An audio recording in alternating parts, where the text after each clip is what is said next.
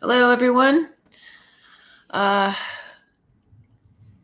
you're here and you can hear me, please let me know if the sound is working because I'm trying to use my mic today. So hopefully it's working. Hi. Who's here? Who's here? How we doing? Got a comment here from Katia. This right here is motivating me. That's awesome.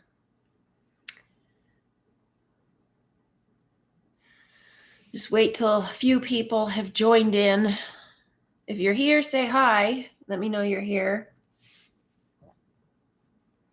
I see there's a few people here.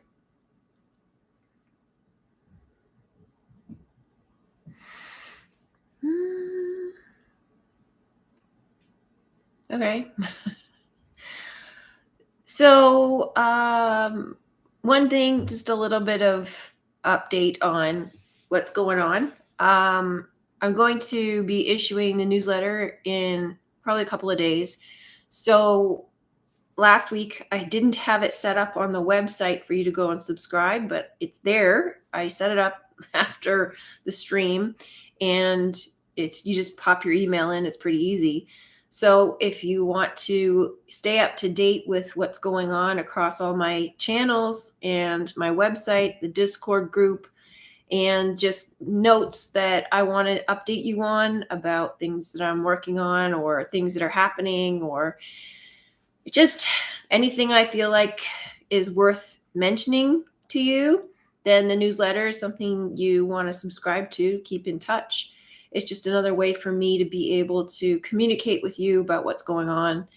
And I feel so things like Don't Worry, Darling, that we discussed in the Discord group, but not everybody is in the Discord group. So you don't know that I'm working on a video about it. And so when I post a video about it and nobody's watched the movie, then viewers need to go watch the movie, or they don't understand what I'm talking about. So, or it'd be hard to understand what I'm talking about without having seen the movie.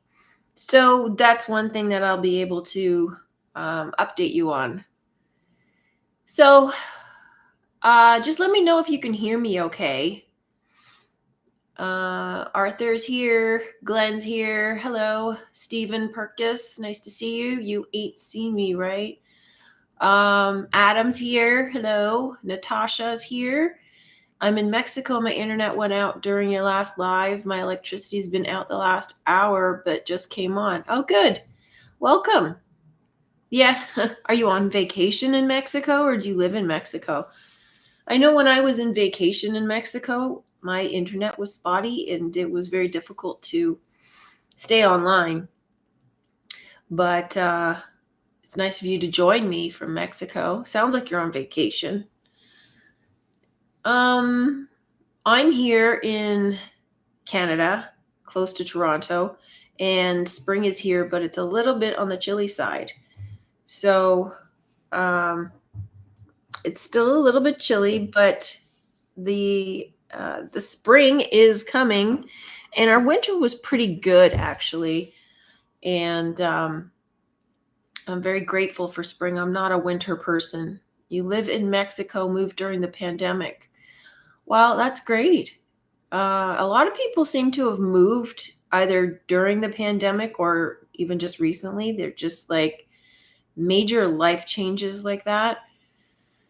I know quite a few people have moved from the west to the east, which is really interesting. Quite a few people in the Discord group have mentioned that they've moved to the east. We've had daylight savings here. Another reminder that time isn't real. Well, we had it here too. We had daylight savings here too. And it's kind of weird because for the winter, the sun goes down at like 5 o'clock or 6 o'clock. And now all of a sudden it's 8 o'clock. And it's kind of shocking that it's still daylight. But it's it's nice to have more daylight. No, it's 2 o'clock here.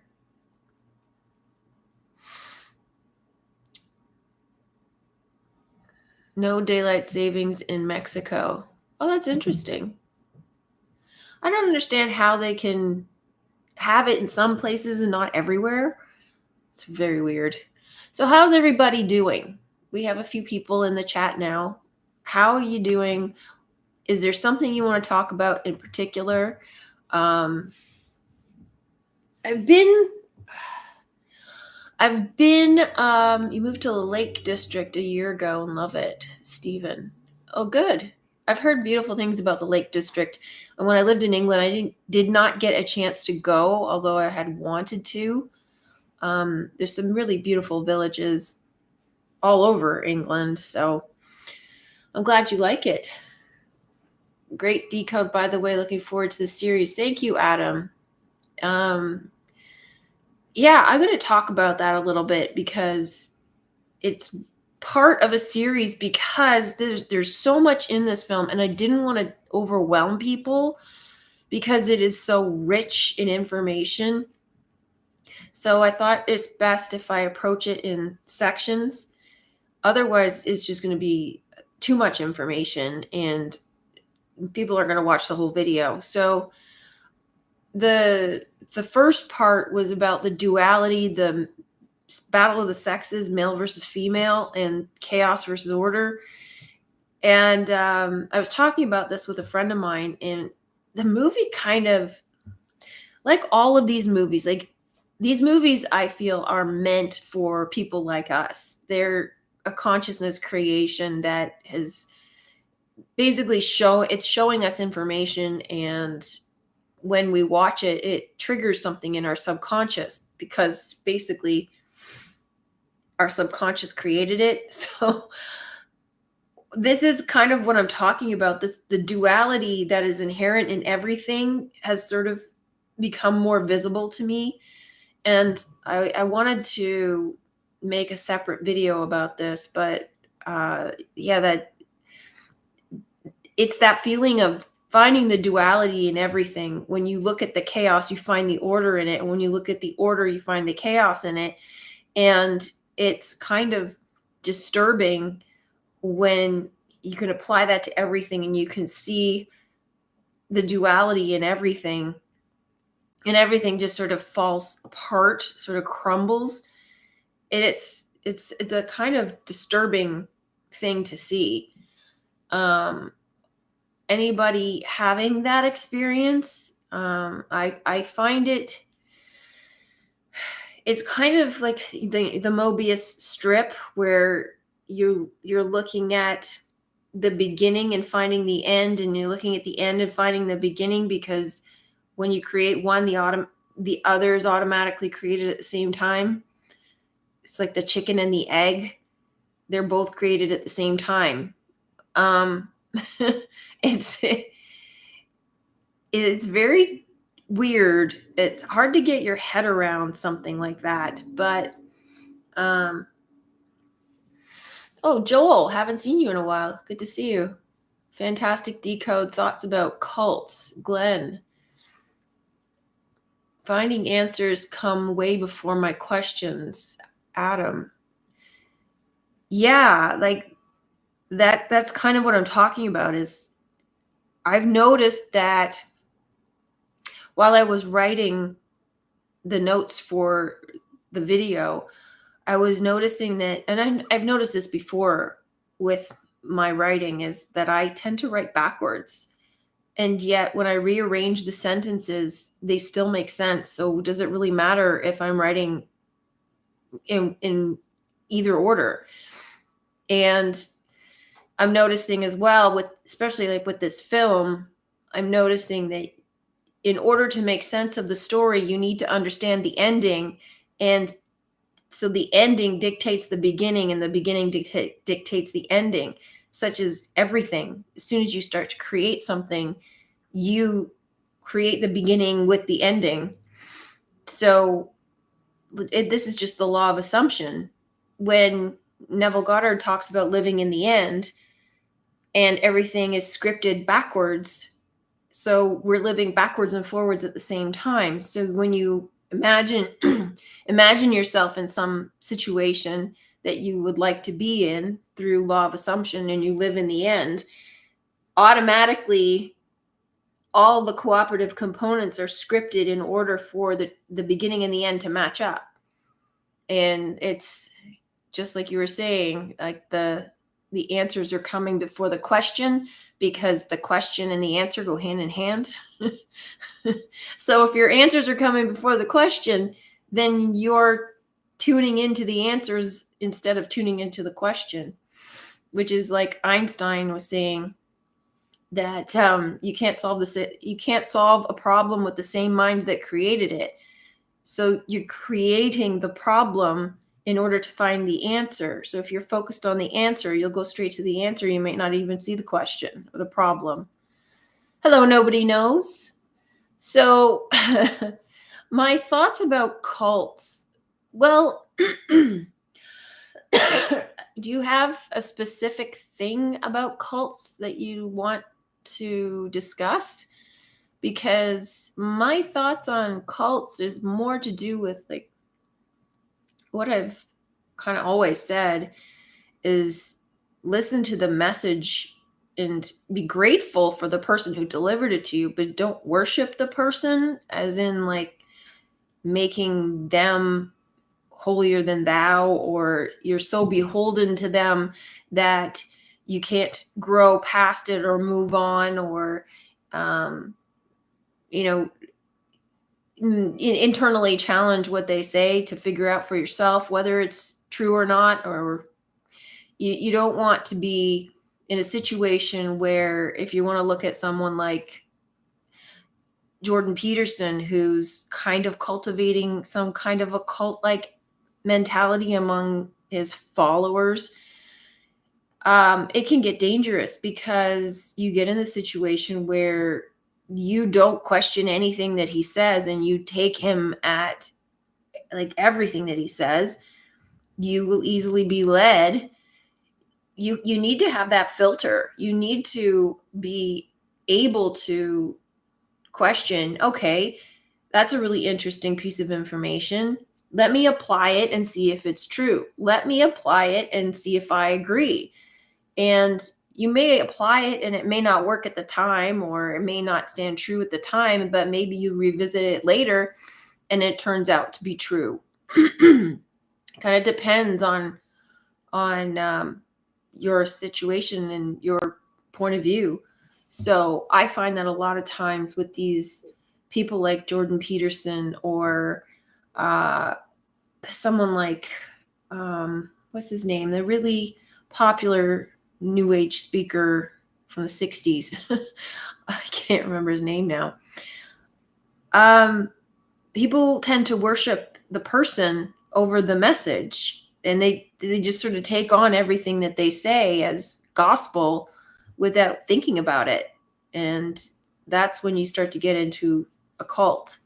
And that's dangerous, because then that person is essentially mind controlling you. And you don't want to do that. Alan Watts, yes, that's it. Thank you. Thanks, Betty. Glenn, we tend to make a cult out of our relationships. Losing ourselves, breaking free is challenging. Yeah, I can see how you can say that, because which I was actually thinking about yesterday. The main problem with relationships in the sort of ego-based world is that we are looking to the other person, whether it's a love relationship or friendship, what have you.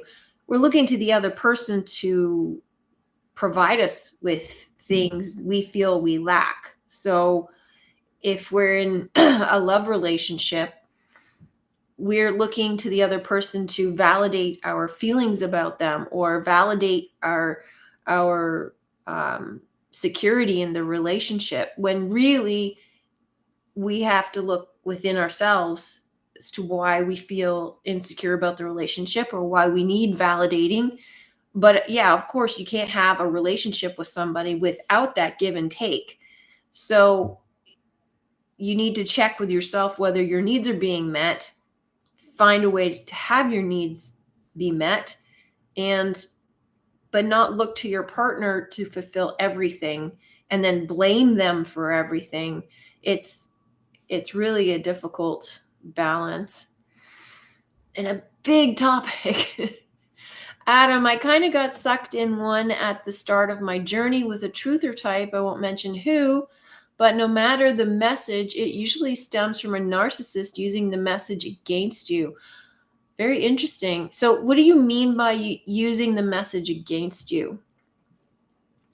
I do find, okay, without mentioning any names, but I've noticed this as in the truth community, and this isn't limited to the truth community at all, but since that's kind of the subject we're talking about here, there's some people who will, like the narcissists, will kind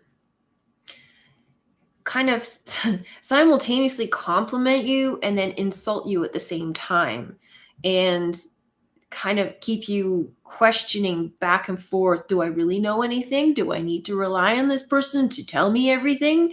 And then you end up kind of feeling a little bit confused, which is this sort of narcissistic abuse that they toy with you to keep you engaged and keep you reliant on them, which can lead to gaslighting, which is really dangerous.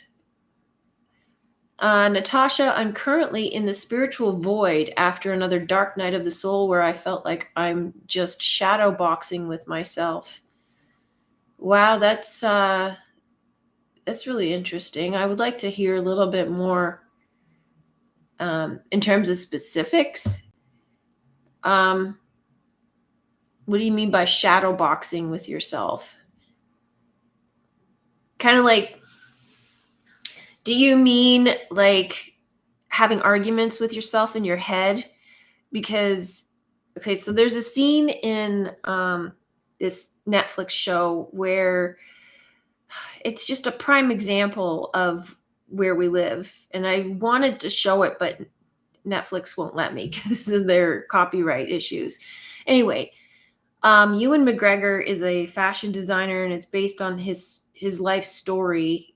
Halston was the show and the designer, and he's in his office in New York City, which is drenched in red. So lower mind, materialism.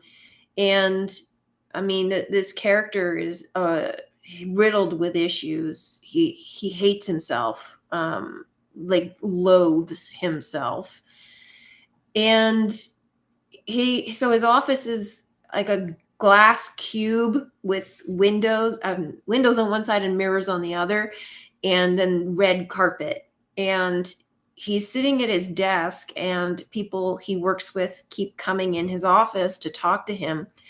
And they're just talking to him normally, but every time they come in the office, he yells at them. But he isn't really talking with them. He's talking to himself in his head, and they are just the instigator that gets him triggered in having these arguments with himself in his head out loud. And to me, this scene was so perfect in representing our experience here. It's like we have these people who come into our experience to trigger us, to get this junk out of our head and argue with ourselves, using these people as sounding boards or triggers to get that out of our system. So I don't know if that's what you mean, but it's something that I was thinking in terms of shadow boxing with yourself. The spiritual void is a hard place to be, but necessary. And when you're in it, you feel like you'll never get out of it, but you will. It's not comfortable, but you'll get out of it. Anyone partnered with a demon Can you elaborate on that, Romeo? What do you mean by partnered with a demon? Do you mean like an external demon, or are you talking about having a demon like attached to you somehow? Can you clarify that?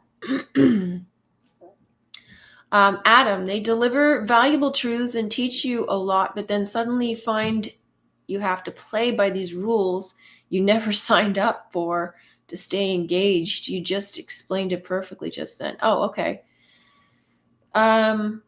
Yeah, play by these rules. That's really interesting. I'm not sure like what kind of rules. Rule number 1 of boxing: defend yourself at all times. Hi, Eddie Machete. Good to see you.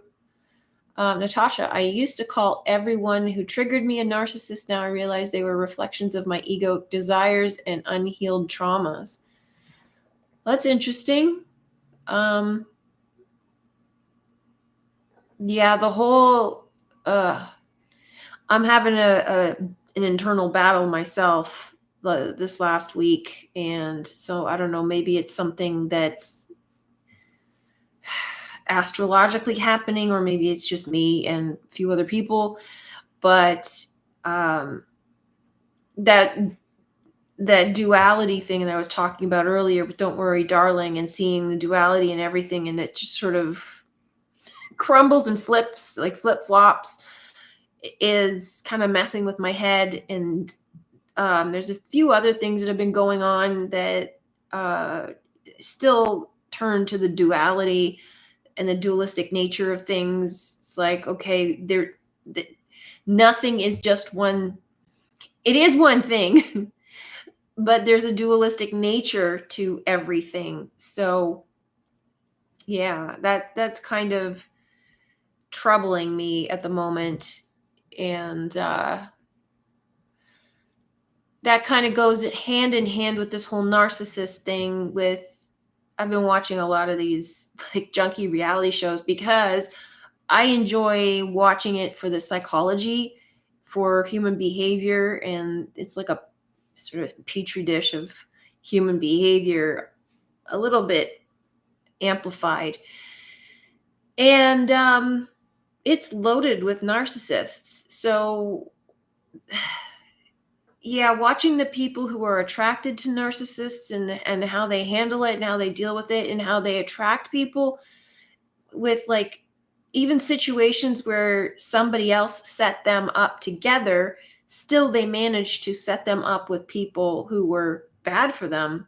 So what is it about them that presents this energy for other people to interpret that you need to be matched up with this person is really interesting, because we're led to believe that we're the ones we're picking the wrong people, but we're attracting the people we need to disrupt the blockages in order to get to where we want to be. It's probably a better way of looking at it anyway. Joel, I just looked up what shadowboxing is. It's a type of fight in boxing. She's saying she's having a boxing match with herself. Yeah. Mars in Gemini, nobody knows. Okay, so Mars being like god of war, battling in Gemini with the duality. Is that what's going on? Mars in Gemini. Is that why we're having an issue with the duality? That would make sense. Thank you. Thank you. So, well, it's kind of reassuring. It's reassuring to know that it's kind of out of our hands, I guess, in a way. So egoic desires and unhealed traumas. It's in translation, so we'll pass, or it's in transition, so it will pass. Okay. That's okay, Romeo Fuzzy Feet. When you get your um, thoughts together, we'll still be here. Well, welcome. Good to see you. To come from victim to welcoming all that reflects back to ourselves is what we need to heal, is incredibly liberating. Yeah, it is. It absolutely is. And last week we talked about how you can be victimized, but you don't have to be a victim. So, like, or you can be a victim, but you don't have to victimize yourself. It's like you could get mugged and you're a victim, but you don't need to go around for the rest of your life beholden to the fact that you were mugged and make that your identity now. And so yeah, looking at everything in a more neutral way, in, well, this is interesting, what is this here to tell me? And and not, I mean, it is personal, but not really taking it so personal. Because if you look at things in more of a curiosity sense, you can be emotionally detached from it and not say, well, yeah, like if you are emotionally attached to it, then you can fall into a victim situation. And when people hurt us, we definitely feel like we're a victim to it because we were hurt and nobody wants to get hurt. So yeah, it's much better and more liberating if you can look at things from a detached perspective and also from a curiosity perspective.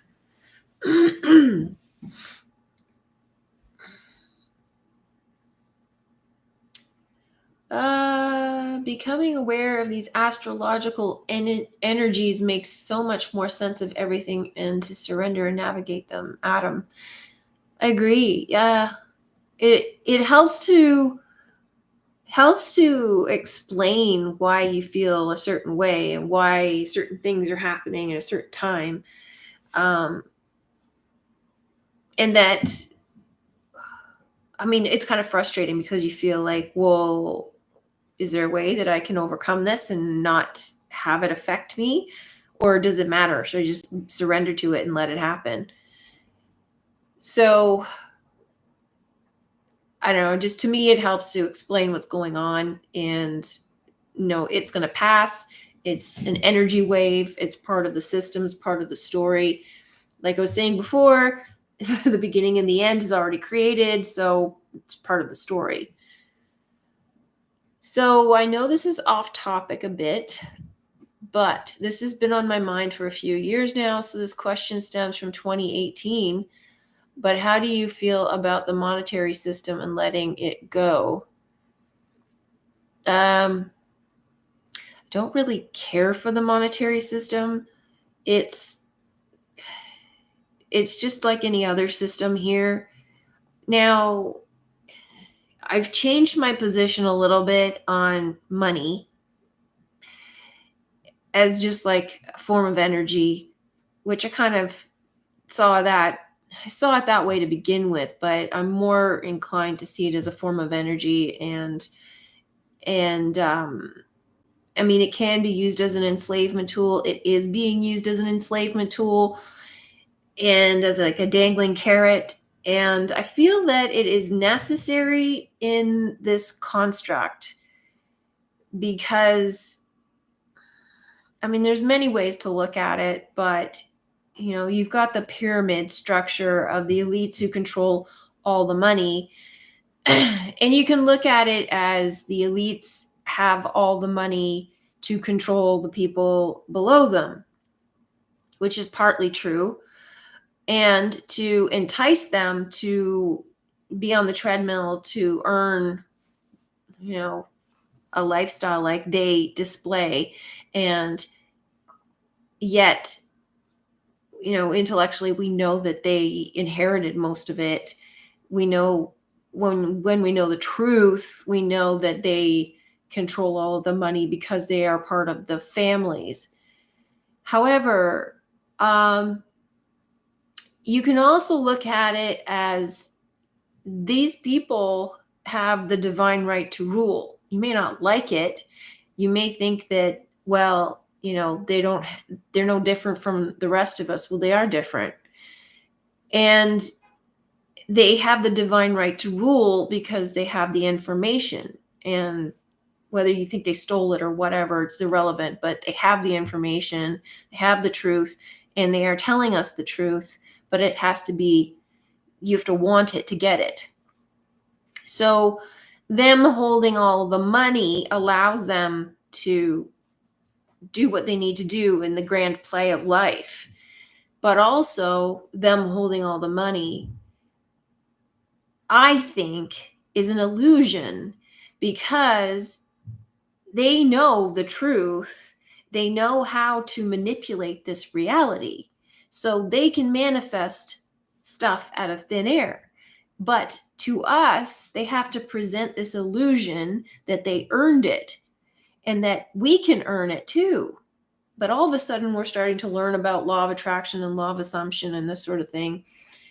And so the idea that there are these superstars and these, the celebrities, and they're so great and they're so talented that they warrant $1 million paychecks for just being themselves. They get paid for being themselves. And yet their talent, is it actually better than somebody else who doesn't get paid $1 million? Probably not. They get paid for their name. They get paid for their celebrity status. And that's because of who they are. That's because of the family that they're in. So anyway, I don't think that money is of value. I don't think it's just a piece of paper we put value in. And same goes for anything here. We put value in it. We perceive that there's value to it. So a pen is no more valuable than a glass of water. But if you're thirsty, then the glass of water has more value than the pen. But if you really have to write something down and you need a pen, then the pen is more valuable than the glass of water. So, yeah. Where am I here? So, yeah. Regardless of the form of the monetary system, it really is irrelevant whether it's, the new one that comes in or this one that we had. It's still part of the system. It still needs to be there because of the design of this place, the way that it's supposed to function. So money is human labor. Steelic? No, it is not. It's energy, because you can earn money for nothing. Have you ever gotten money for your birthday? Have you ever found money on the sidewalk? If that's the case, you did not expend labor to get that money. Therefore, money is not human labor. We think it is. We think we need to earn money through expending our energy or labor, and we don't. You can manifest money just by thinking about it. So you don't necessarily need to do anything to get anything. You just need to know that it's yours. So there's a lot of nuances as to why you can't receive it because of your internal blocks and whatnot. But theoretically, you don't need to do anything to attract anything into your life. You can have anything enter your experience just by thinking about it. So, gold in the ground is worth nothing. I agree with you. Yeah, gold is just something we've put value on. And hello, Trixie. Money is energy. Symbolic thing that has the same flow. I agree. Look, money is the physical representation of gold, AU. AU is our true authentic power. It's the physical representation, which is why everything is about finding the treasure in the treasure chest, finding the gold at the end of the rainbow. The gold is the prize. And so the physical representation of what we're supposed to be finding within is money. Money is the one eye, is finding the Father. So again, the duality to it of it, you can see it as evil, and you can see it as an enslavement tool, and you can see it as liberation, and you can see it as pretty much anything, energy, nothing. So where am I? Jesus was always provided for within his journey. Faith, the duality of them putting the money and riches to gain, is the side of lack in manifesting as such, in my opinion. The duality of them putting money and riches to gain is the side of lack. Right, okay. The other thing that Jesus says, which a lot of people will refer to as an example as to why we should be poor, is the rich man asking Jesus what he needs to do to enter the kingdom of heaven. He says, I've done everything you've asked. What do I need to do? And Jesus says, sell all of your things, give your money to the poor, and then follow me. And he says he can't do that because he worked really hard for everything that he has. And so he was told to go away.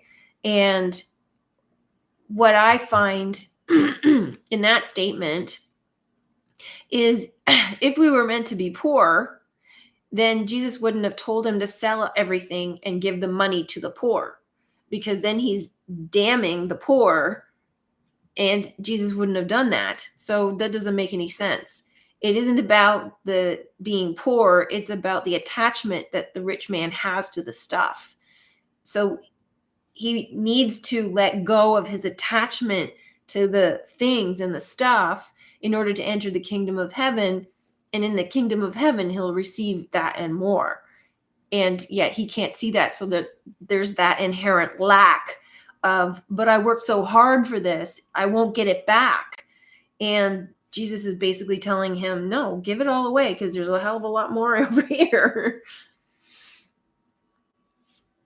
What does it profit a man to gain the whole world but lose his soul?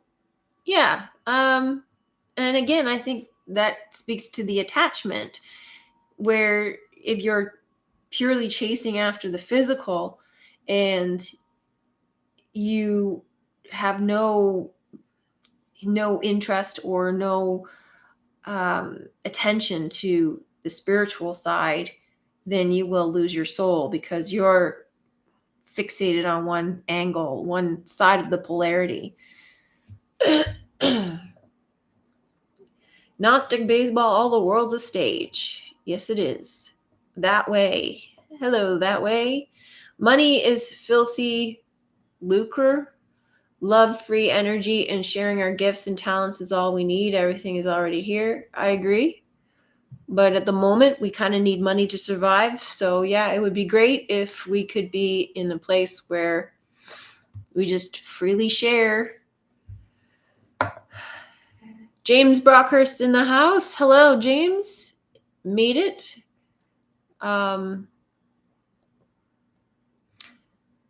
Money is what you make it. In my opinion, it can be used to exchange, to help others, not just hurt. I agree. Yeah. So wherever you choose to put your energy and attention and your money is the same sort of thing.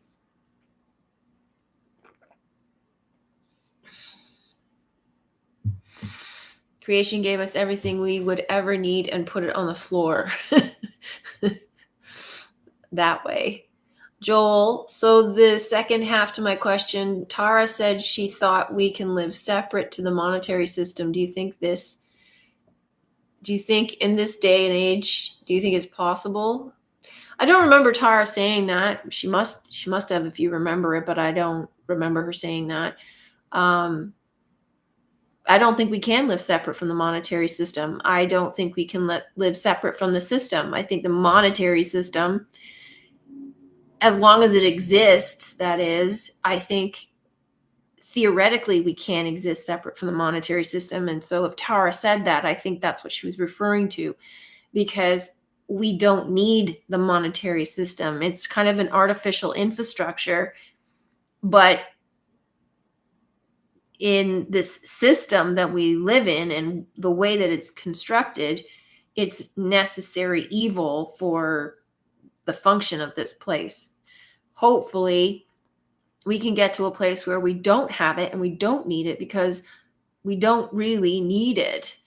And the one way that you can get out of it is mentally. So you can't get out of it in the sense like unless you want to be homeless, but even homeless people need money. If you want to eat, you need money. If you want to have a place to sleep, you need money. If you want clothes, you need money. So in terms of living without money, maybe if you went to some remote area and set up a little village or lived in a village that doesn't need it, where they have a community and they just help each other, you might be able to. But a lot of people don't want to live like that. So it depends on how you want to live. It depends on where you want to live. There's a lot of things to take into consideration about the physical world and what it means to you, which you can say about money as much as the physical world. It doesn't have to be anything nefarious, but it can be used in nefarious ways, just like anything in the physical world. But I think that what Tara was talking about has to do more with we can live without money theoretically, and we can overcome the monetary system mentally and internally, is depending on how you view money. And so if you are feeling that you have to slave away to earn money, then you're a slave to money. If you overcome that and you see money as just energy and it flows to you and it comes to you without doing anything, then you're not a slave to money. So it's just a thing like anything else.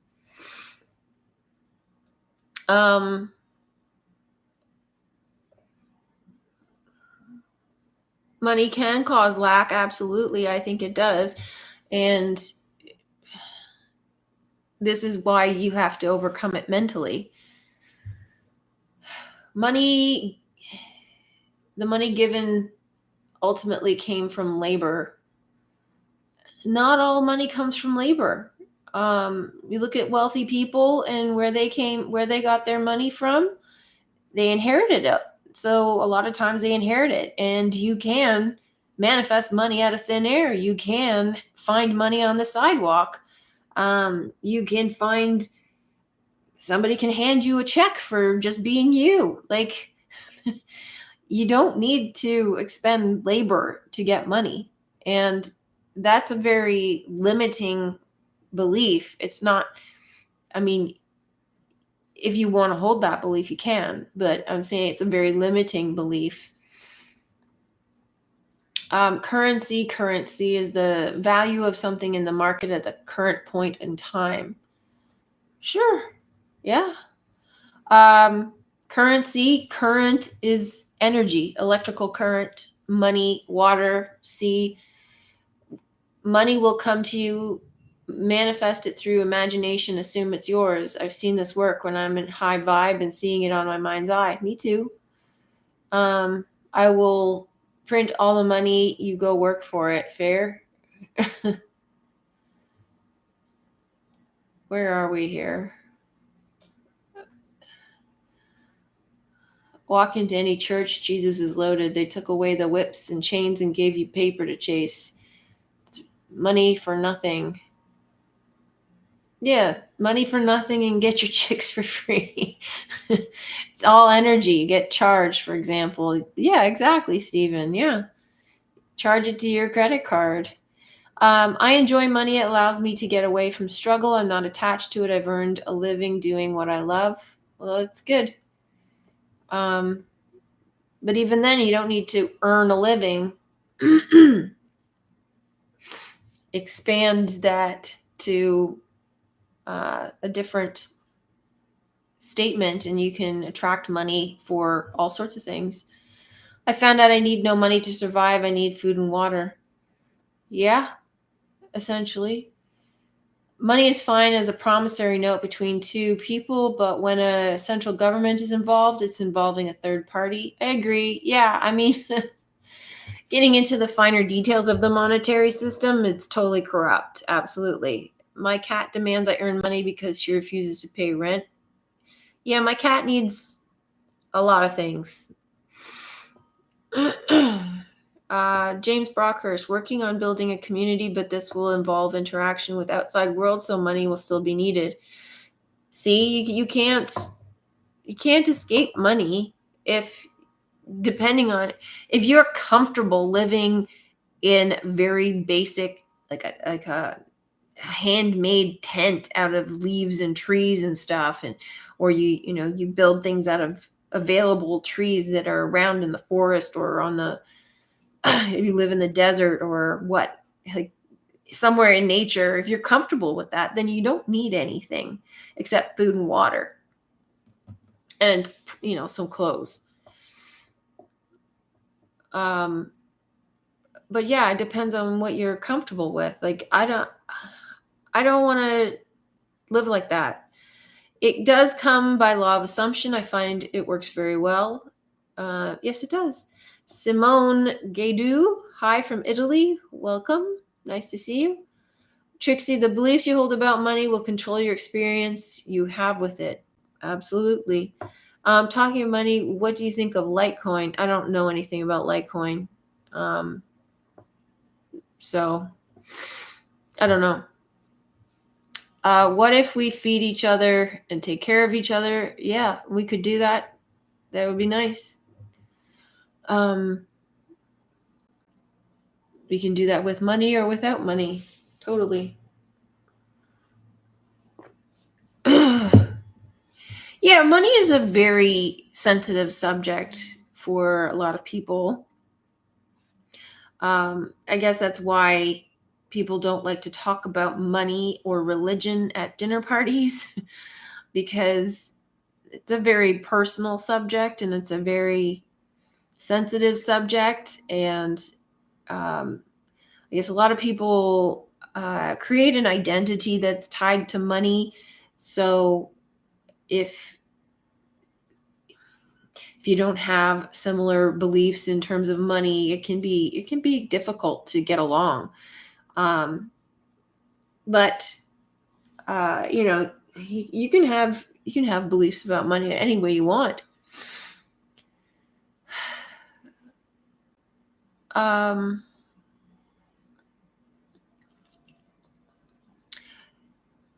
So yeah, I think it's difficult talking about money. I don't really like to talk about money too much because of that.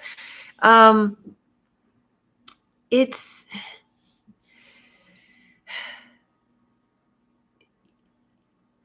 I've been working more towards seeing it as energy and seeing it as a tool, seeing it as frequency, and trying to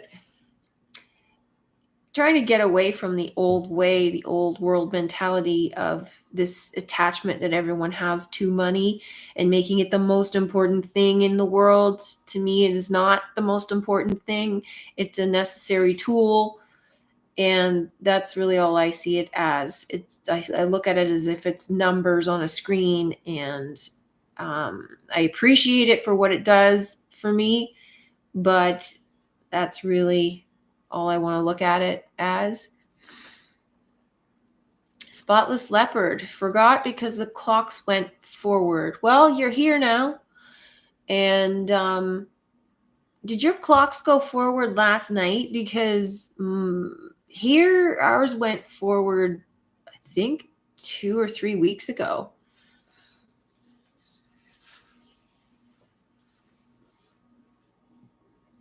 Okay. So quite a few people in the house from the UK here today. Cool.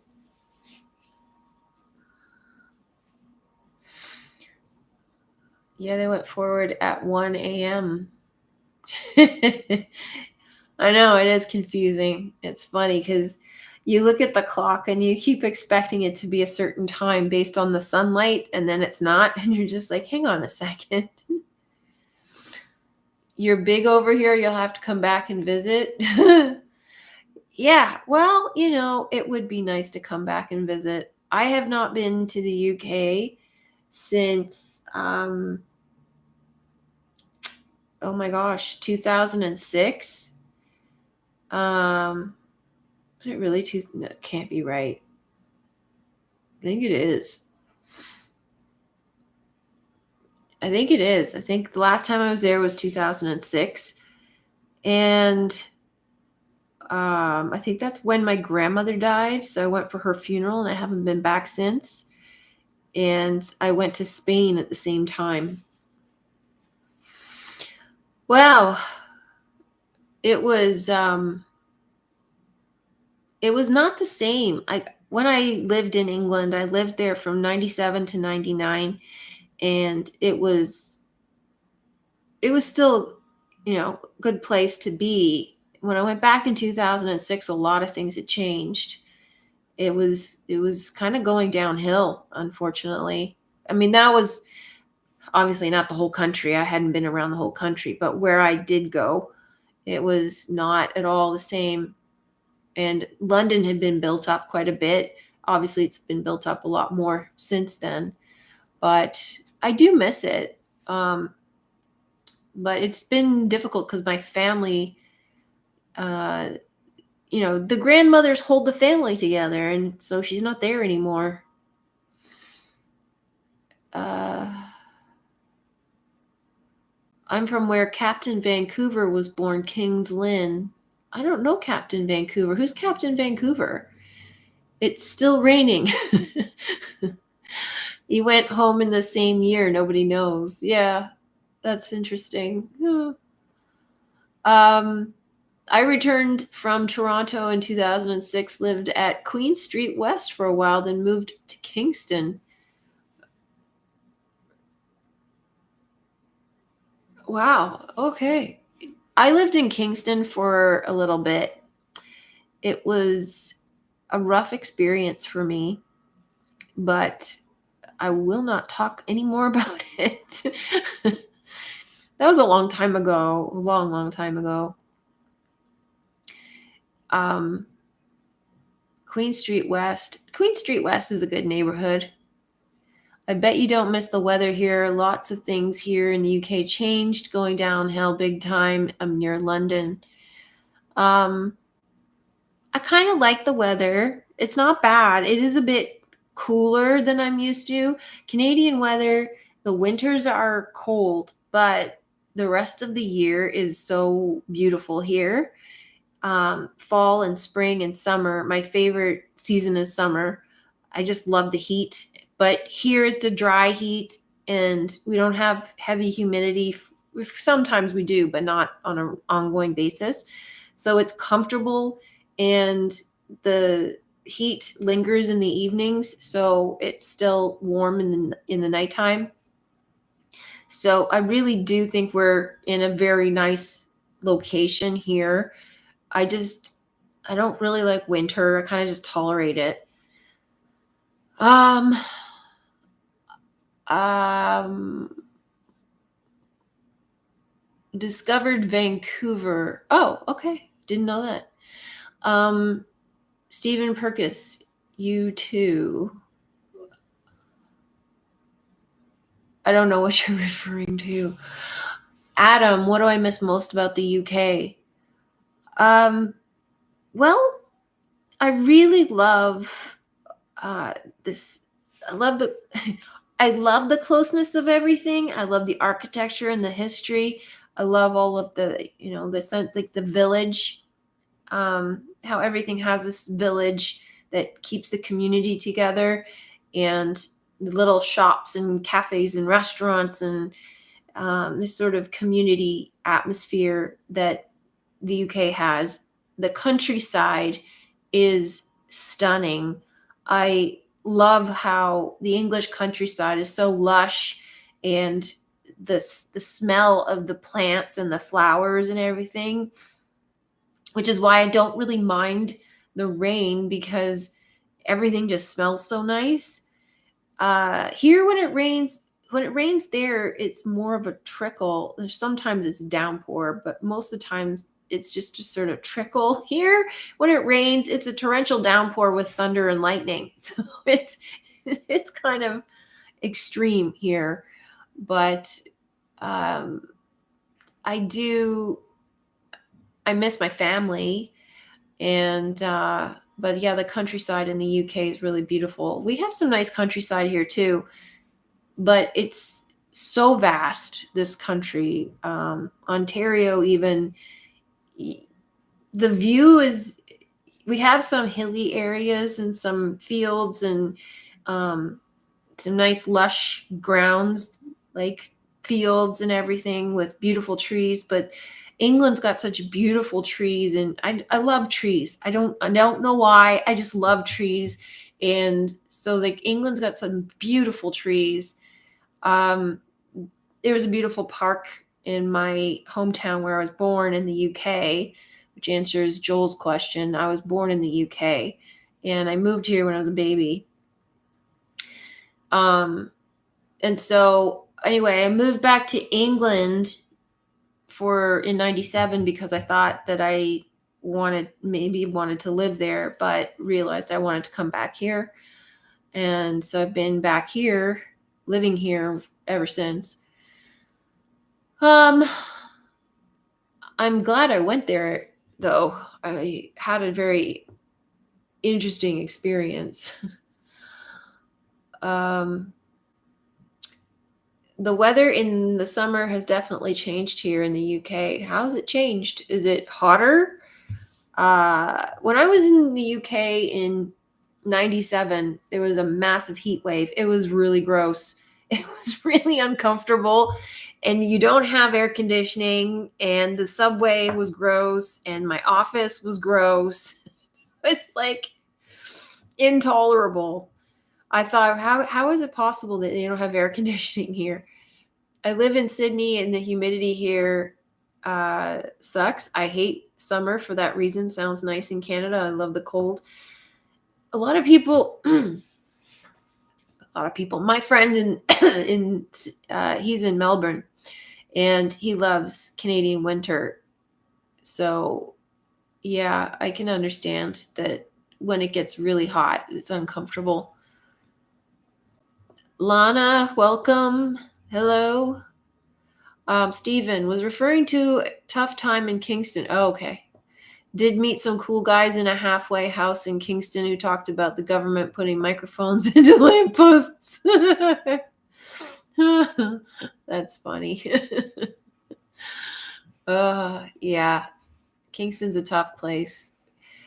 The biggest downside to the UK is the dampness in the air, not like a dry cold. Yeah, I find the cold is different there. And I got criticized because I'm Canadian. I should be used to the cold. I should be okay with the cold, but it's a different kind of cold. And there's no relief from the cold, at least not when I was living there. The apartment I lived in, it was rough. And I was in my 20s, and I had very low income because I was in my entry-level job.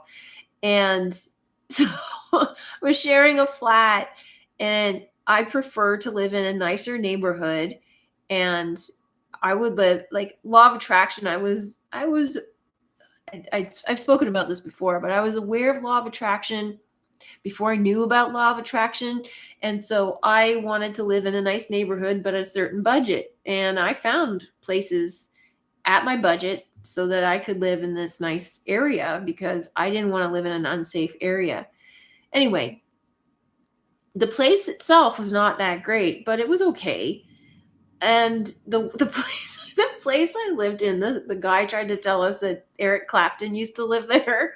I doubt it. It backed onto, okay, this one kind of backed onto the subway, kind of didn't, but um, the the window had a gap in it, and so all this cold air was coming in the winter. So I slept in like 3 blankets and all my clothes with like fully clothed with a hat on my head. So cold. So you couldn't get warm, and I couldn't get warm at home. I couldn't get warm outside. I couldn't get warm anywhere. So yeah, that part didn't like so much, but you're in your 20s, you'll put up with pretty much anything. It's all about the experience, right? Oh boy.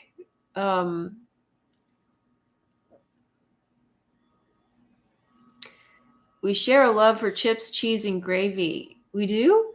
I can't eat that stuff. Poutine is just, ugh, it's not good.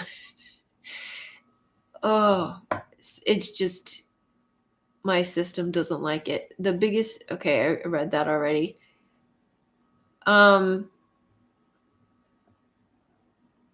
guess it was my awakening then. So been on this journey a while. Okay, cool. Stephen. UK is surveillance central. Adam. Yes, indeed it is. It was surveillance central back in the 90s. It was, the CCTV cameras were everywhere. We don't have that here. We don't have CCTV everywhere. I didn't like it. I felt like I was being watched. I felt like I couldn't go anywhere without thinking that somebody's watching. Not that I'm like so important or anything, but why do you have all these cameras everywhere? What do you need it for? Last summer was hotter. Oh, really? Last few summers have been hot and humid. Noticed the grass burns. Never noticed that before. Wow. Okay. That's pretty bad. And you have problems with flooding over there too, don't you? Talking of trees, what's your take on giant ancient trees that seem to have been taken down? Ugh. I don't really want to talk about that because I don't really have an opinion. I've looked at it. I've watched the whole, no trees video and kind of undecided about it. I think I'm not, like I said, undecided, not closed off, but I do think that there is a danger of making assumptions, especially with the particular channels that talk about things like this, in that sort of vein. There's a danger of looking at something and saying it's something when it isn't, just because it looks like that's something. And with the nature of reality and how things are created here, certain things look like other things. So you could look at a cauliflower that looks like a brain and tell somebody it's a brain. It doesn't make it a brain, So I don't really see that it matters to me. It isn't going to affect my perception of reality. It isn't going to affect either way what I think of this place, and it isn't going to affect my personal journey or my life. So I kind of left it by the wayside and moved on. So I don't, at this stage, don't really see the point of looking at it. The sun is different. It's bright and white. It scorches.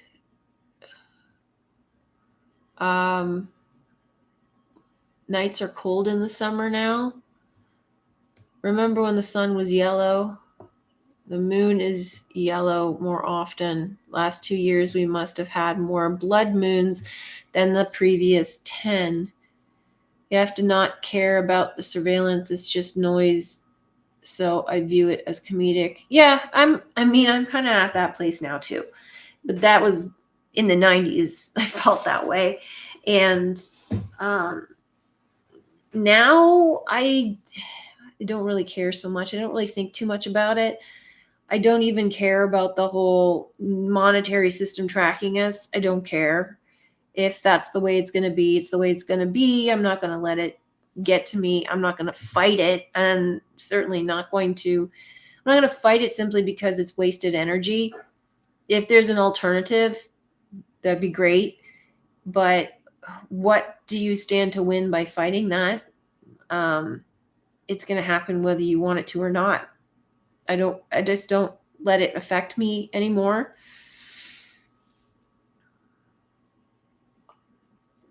Give them something to watch. Or be super boring and give them nothing to watch. Yeah, we don't have that big surveillance system here. I mean, all the stores have cameras. However, I have learned that a lot of them are fake. So when I was in Toronto, I went to a gym regularly, and anyway, there was a thief in the gym, and this person was stealing people's stuff. And one day, this person stole all the coats, opened up all the lockers, stole everything out of the lockers that were not locked, and just wiped the place clean. And I complained to management, and I said I wanted to see the video footage. And then they hummed and hawed and they made up excuses. And I said, look, you have security cameras. Where's the footage?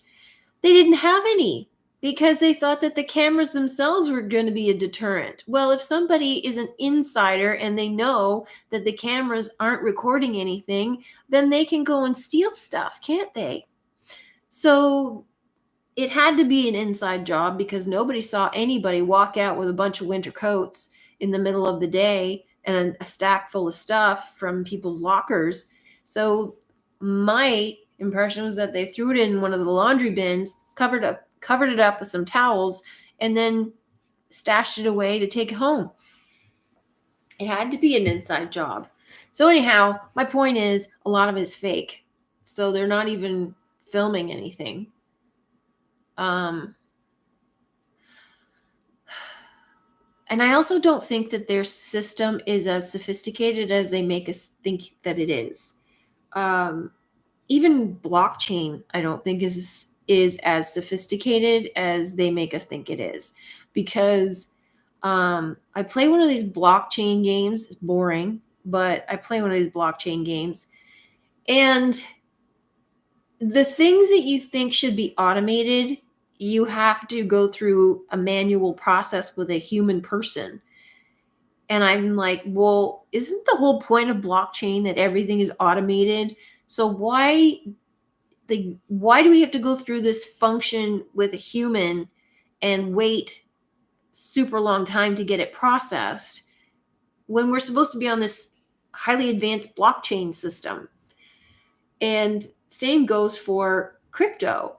Like, you talk to somebody, you process a crypto exchange and stick it back in your bank through the exchange. You got to wait for the people at the exchange to manually process your transfer. How is that advanced technology? Where's the advancement? Where's the automation? What exactly is super advanced about this blockchain technology? So far, I haven't seen it. And the transactions are supposed to be processed super fast. Haven't seen that either. So I don't know. I'm grateful that I have gone through that experience to know what it's all about, and I haven't been afraid to look into it. I kind of think it's a bit of an illusion, though. And maybe the full system hasn't been implemented yet. I don't know. But so far, it's a bit of a meh.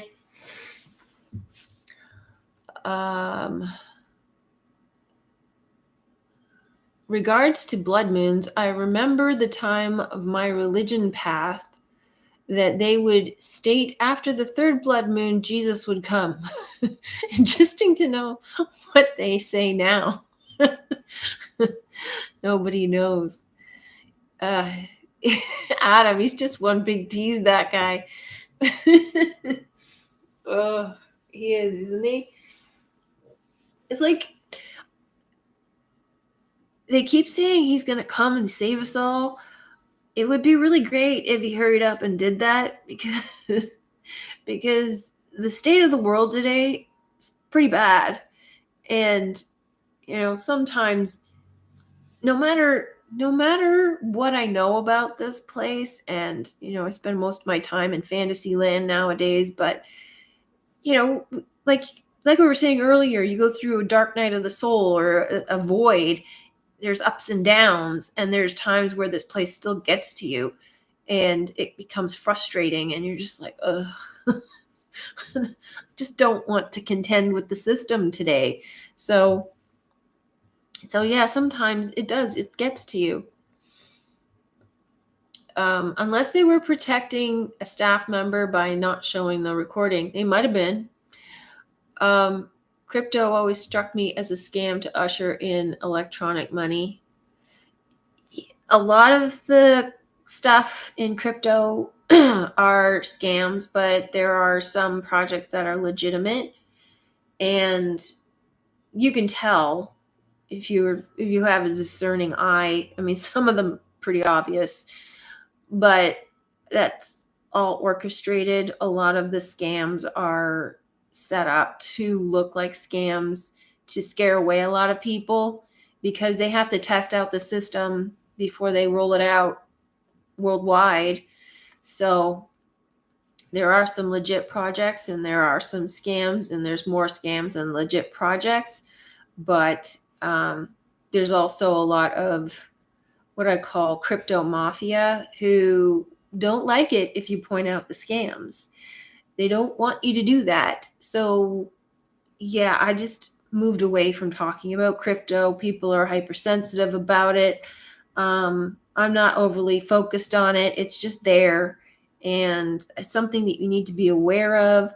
But I, do your own thing. Like, I really don't care. It's for me, I think it's interesting and kind of fun, and stay away from the scam projects. You'll be fine. So, but it is a bit of gambling at the moment.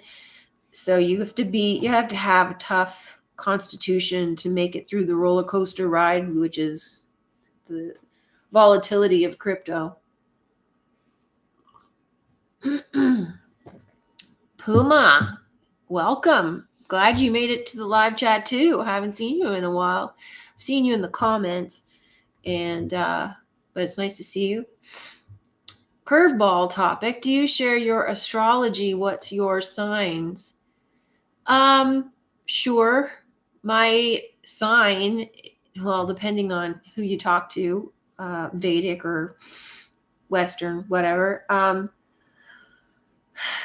My sign is Taurus and Gemini.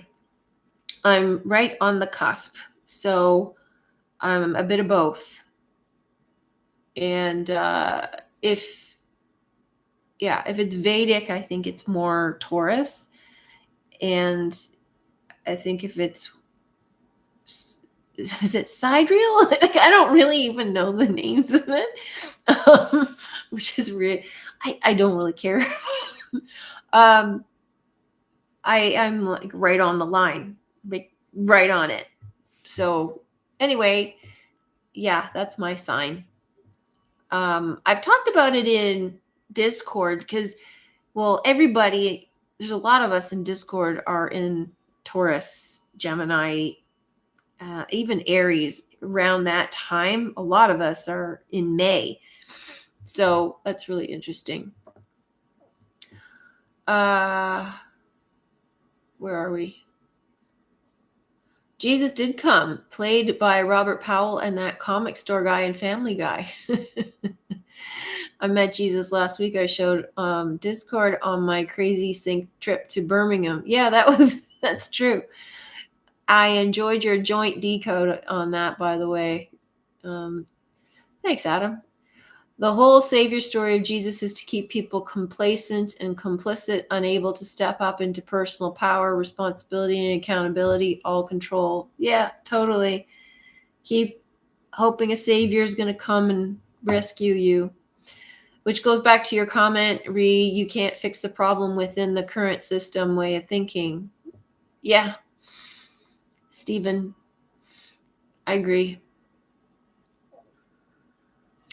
Lana, the system is designed in Hegelian dialectic. Yeah. James is a Taurus Gemini cusp as well. That's funny. Stephen is Leo, Sun, Scorpio rising, Aquarius moon, triple fixed signs. Okay, interesting. I must join the Discord. I just signed up for the newsletter. Excellent. Yeah, join us in the Discord.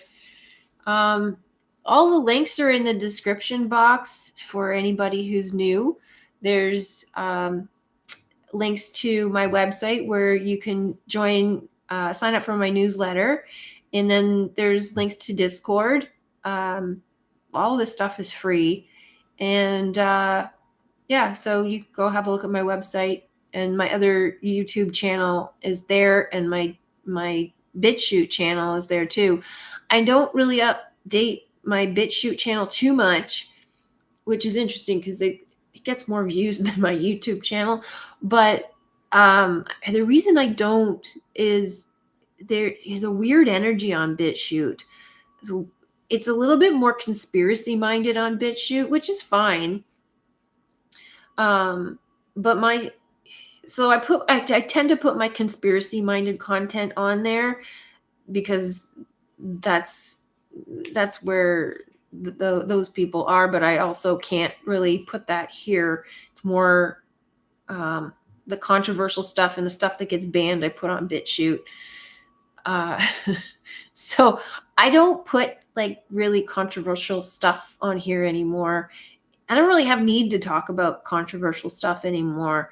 It's just not, it's not of interest to me, and I kind of moved past it. And the conspiracy stuff, I don't really talk about that anymore either. But I do think that it's helpful to show that, I was there. I went through that phase, and here's what I learned, and here's how I got over it. Here's how I got past it, because it's a hard hurdle to overcome, as we have talked about before. Once we finally realize we are God and step into that, you think we phase out of this reality or change the 3D or something else that we don't know what we don't know? Loaded question. New.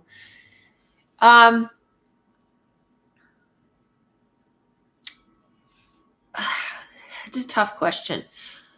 I have thought about it a lot, and the balancing with what I think, but also with what I've seen and received, or the information that is available to me.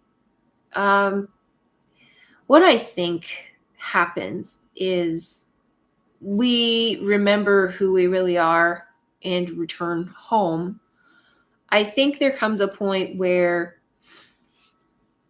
you can choose to control your story as opposed to having it already written for you. You may not want to. You may want to continue with your story, because once you figure it out, once you remember who you are, you might like the story that you're in. And I think you got to get to the point where you remember your past lives and all your lives, like not just enough to intellectually know that you have past lives, but you remember them.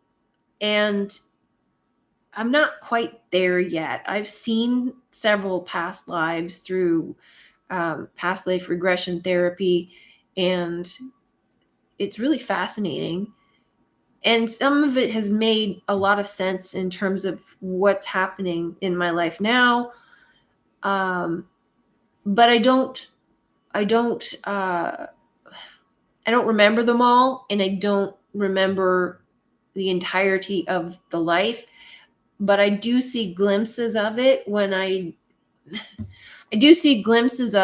look at movie decodes and see my life story in the decodes.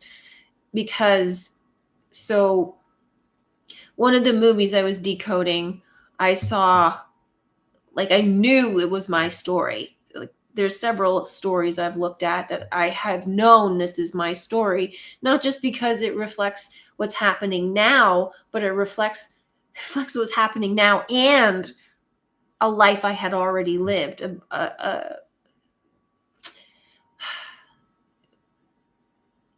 don't even know how else to explain it. I just know that this is my story, and it has happened maybe multiple times before, but at least one time before. And it's being replayed now in a different form. So I find that by looking at these stories, it's helping me to remember my past lives and remember, when you remember all of those, it reminds you who you really are. Ultimately, it should trigger the entirety of the universe to collapse on itself, because because you remember everything, and there's no need for the story anymore, because the story is here. The story is here for the purpose of forgetting in order to remember again. And which is going back to the beginning of this video, where we were talking about the duality and everything, and the beginning is in the end and the end is in the beginning. Well, we were at home and we left home, and now we're going to return home again. But we didn't come here just to return home. We came here for the experience. And so the experience is what changes us.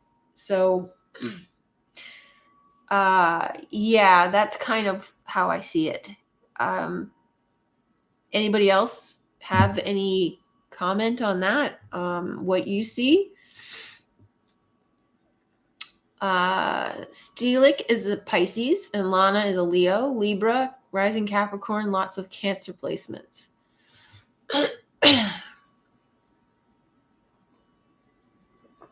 Depending on vibration, it looks like we appear to ghost out, almost invisible to many at times. It is as though those in fear state have a different sense range.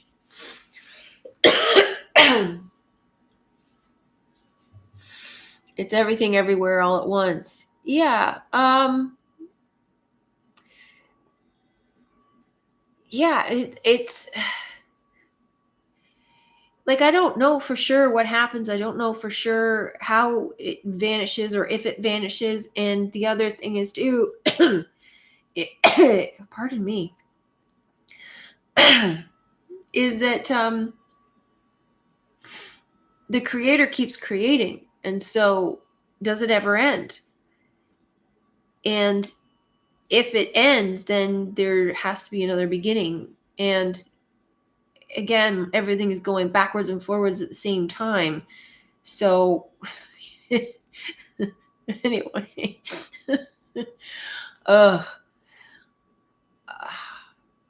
we're in a loop, moving from life to death to rebirth, repeating in patterns. Yes. Yeah.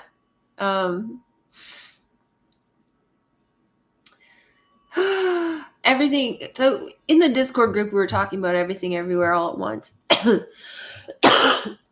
We talked about this months ago, and it got brought up again recently, and a few people didn't want to watch the movie because it's weird. It is weird.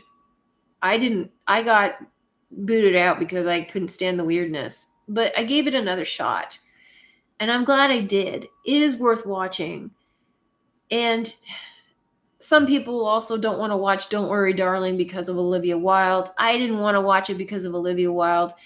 And all of the unnecessary drama surrounding the movie, it didn't interest me. But I'm glad I watched it. Don't let something like that prevent you from watching a movie that's potentially going to give you a lot of information. Mind you, I have tried to watch some films that are just painfully slow and hard to watch. I mean, here, if you want to watch a really weird movie that has a lot of truth in it, one of those is Sausage Party. There's a lot of truth in that film. It is stupid and yet smart at the same time. And there's a lot of sexual innuendo in it, which is kind of not my thing. But there's a lot of truth in that movie. And you wouldn't expect it to be in a movie called Sausage Party. Anyhow,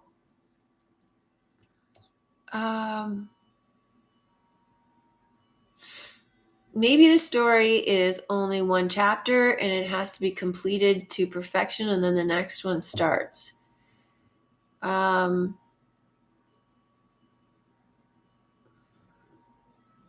Maybe. I'm not really. That sounds like a bigger conversation. Chances are when we return home, we won't recognize it at all. I'm not sure. I mean, I think when we return home, we probably would recognize it because we would be home. But, I mean, for example, I feel more at home watching something like Don't Worry, Darling or Westworld. It gives me comfort because it feels like home. And, talking about these subjects and living in this mindset is more like home. And I feel a pull to it, a sense of recognition of it for that reason. So I would imagine you might recognize it as home, and maybe you wouldn't recognize it as home from here in a different mindset. If somebody showed you a picture of it, maybe you would. I think that there's that intuition, that inner knowing that pulls you to it, that is part of you. So I think you would recognize it in that way. Maybe not visually. Maybe it's more of an inner recognizing. Yeah, just don't Google Sausage Party. Oh, okay. To leave the loop or not? Steelic. Yeah, I mean, you can choose to come back if you want to. Because, here's the thing. Like, while we're in it, we may not like it. And I think part of that is because we take it seriously because we're living it and it's life or death situation, and stress and the unknown is so stressful sometimes. And then when you are out of it and you realize, hey, hang on, that was just a dream. It wasn't real. It was actually kind of fun. It's kind of like the experience that you have when you have a baby, I would imagine, or you go through some painful experience, or you go through heartbreak, or, something where you have intense emotions and it's horrible. Even just going on a roller coaster ride, and I'm not comparing them all as equal, but something where you experience extreme suffering or extreme emotion or extreme pain. And while you're in it, you're like, get me out of here. But after, you kind of feel like, well, hang on a minute, that was kind of fun. So then, or you forget the pain and you want to go back because there's some joy you got out of it. I mean, if you have a baby, you have a baby. You have the joy of having the baby, and you forget the pain. So when you go on a roller coaster, you kind of forget that you were terrified for a moment, but you remember the exhilaration out of challenging yourself in getting out of your comfort zone. And so perhaps that's something that appeals to us once we're out of here and we're like, hang on, that was kind of fun. But while we're in it, we're like, yeah, I don't really want to be here. If it was different, if this place was, magical and free and not this suppressed trauma center, I think I wouldn't mind coming back for that, where we are aware of the truth and we're living this magical life.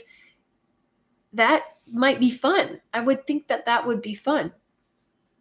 Kind of like, what Lord of the Rings looks like, but without the war and the bloodshed and everything.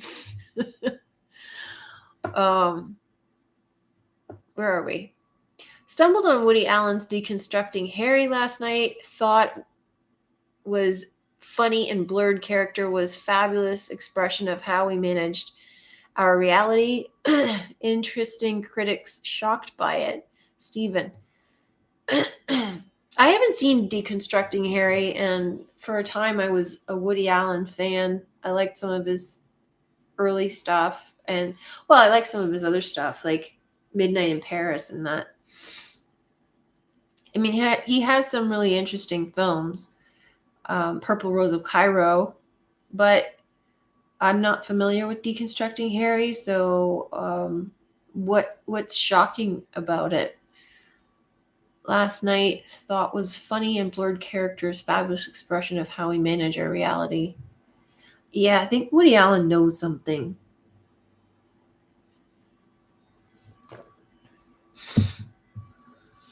I switched off the security office scene point, but will watch. Are you talking about the sausage party? On my DMT journey days, once ego totally removed, had the experience of home and astonishment of how we forget about our true nature. Spirit would explain how we need to forget to have this journey. Oh, you did? That sounds really cool. Astonished how we forget about our true nature. Yeah, we need to forget to have this journey. It's like if we came here remembering who we really are, it's like being in a play. So this is, I think I've mentioned this before. The thing about when you get the acting bug is this feeling you get when you lose yourself in the character and you lose yourself in the scene, because it feels liberating. And you can get this feeling in any creative endeavor, when you're writing a book, when you are writing a story, or you're making a movie, or making a piece of art, you're painting, you're drawing, you're creating music, anything that you're doing in a creative sense. And you can even do this in like sports or science-based, anything you're zoned into and honing your focus into. It's a creative energy. And there's a rush you get out of losing yourself in it, which is about putting yourself into the thing that you're creating. And this idea of bringing this character to life that isn't you is what people call the acting bug. You get a rush out of it because all of a sudden you feel this freedom of being able to be something else, being able to be something you're not. So I would imagine that because in home, we come here to lose ourselves, to forget who we are and pretend to be something we're not. And we pretend to be these characters that are created in this dream world and lose ourselves in the story. It is more of a rush if we totally immerse ourselves and lose ourselves than it is if we are conscious of the fact that we're not really these characters. They're just characters that we're playing. You're not as committed to it. So that's kind of what I mean by the rush that you would get, the addiction that might come from it. And this goes back to the 9s when Ryan Reynolds was addicted to playing these parts in this world he created, he kept coming back and coming back, and he'd been stuck there for 4,000 years. So it is that rush that he was addicted to it, and he was addicted to video games, just like Johnny Depp is addicted to being in movies. And so he has this need to play all of these characters.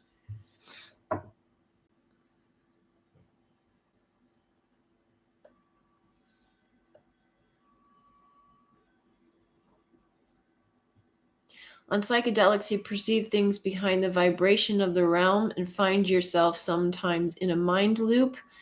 Life's a trip, and it feels the bigger picture of our cycled lives is similar.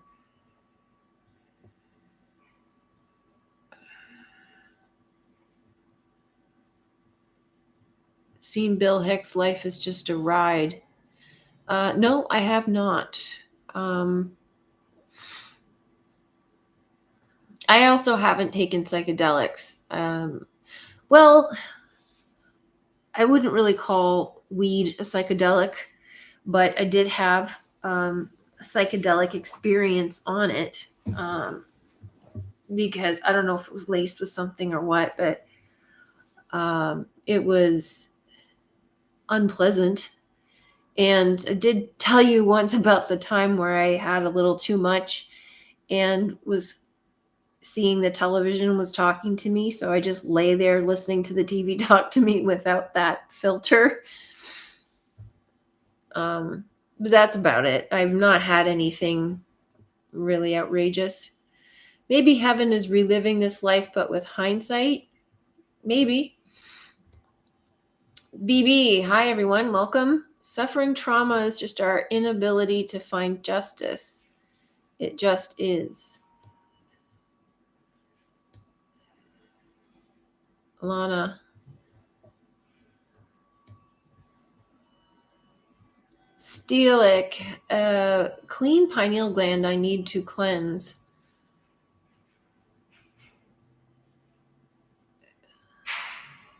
Okay, well, oh, my eyes itchy. We attach meaning and our experience with expectations that cause us pain when not met. Oh yeah, totally. That's, again, putting your attachment on the physical to satisfy and give you fulfillment. Stephen Perkis, character was blurred because they had let other people dictate their life self-identity. Critics slated the film because it was vulgar, basically truth. Loved the quote. My old school wants to honor me, and I turn up with a hooker and a dead body. Wow, okay. Well, Woody Allen is a little on that side sometimes. Adam, nothing like the buzz after a show or scene coming back to your character from another. Yeah,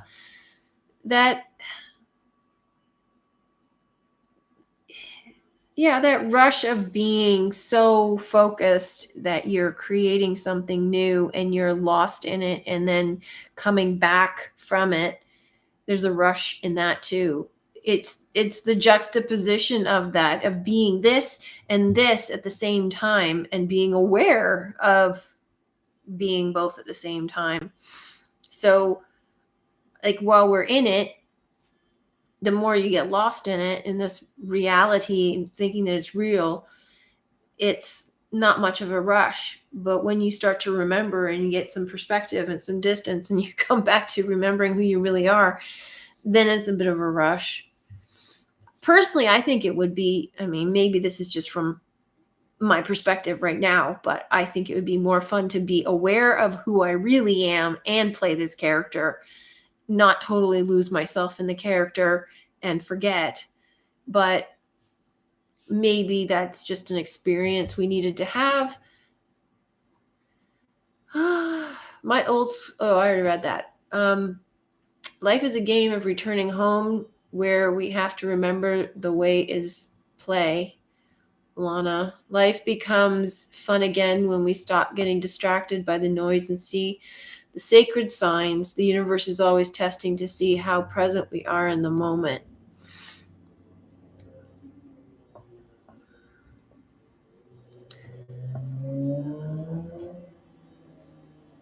Yeah, that's interesting.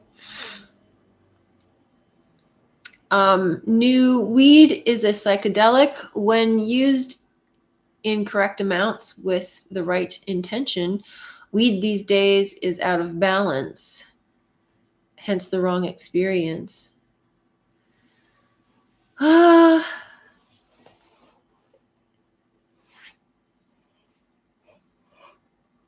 signs and synchronicities are off the scale at the moment.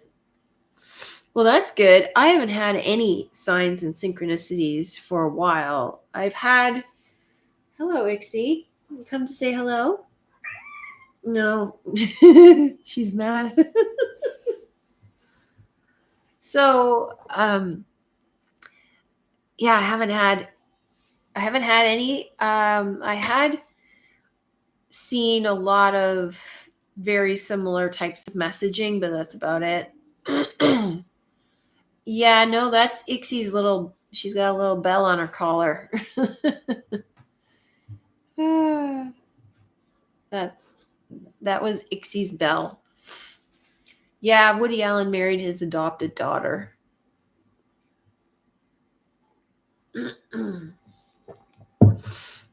Yeah, Ixie talks to me. That's one benefit that I've had with being at home all the time is really getting to know Ixie and having a really strong communication now. We kind of understand each other. I know she understands what I'm saying. And I understand to a great extent. Sometimes I forget though, like what her signals are, and when she wants feeding, when she wants to play, when she wants cuddles. So that's been good. Your female cat does the same. That's good. I was in a show yesterday and I played a comic fool, and it was so liberating to get away with saying and doing things I would normally never get away with. The joy of embracing my inner child.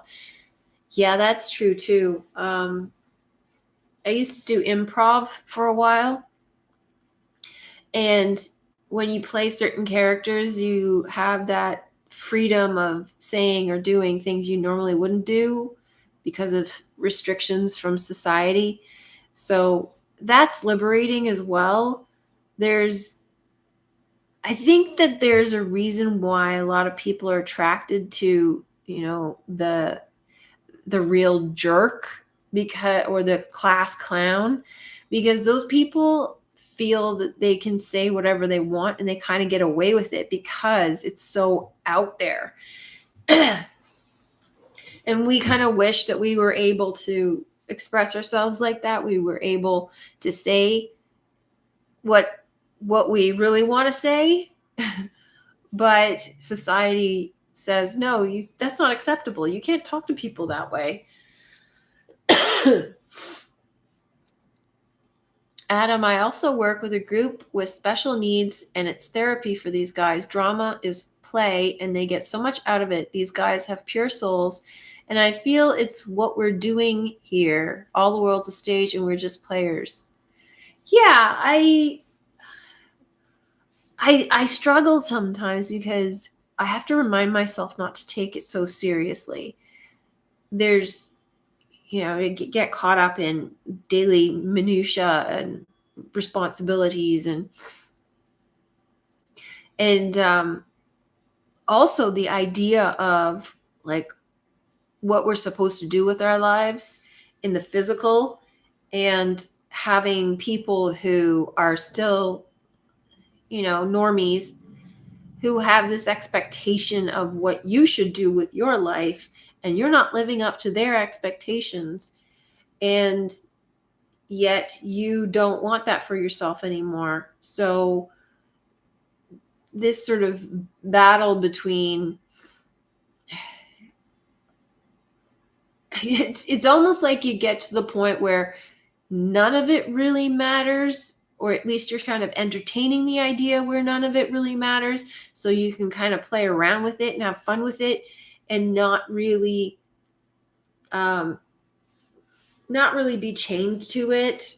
I don't know if that's the route to take. I'm just sort of open to entertaining the thought.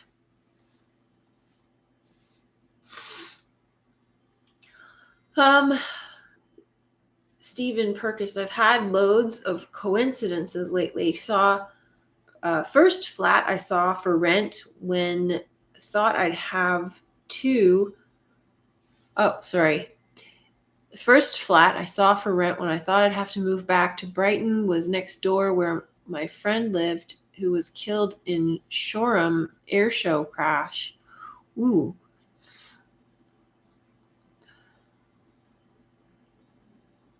The flat came up for rent here next door to my current landlord's office, who's evicting me. Lots of people here at the moment due to Section 21 notices being abolished. Oh. Yikes.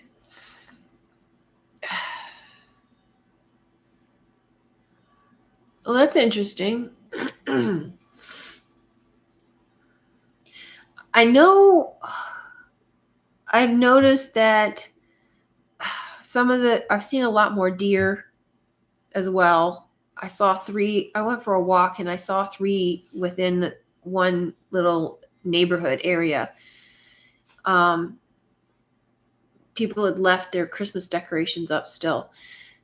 But I've noticed that there's certain things that I've been seeing or experiencing, and then I'll tell a friend of mine, and then all of a sudden she's seeing it too.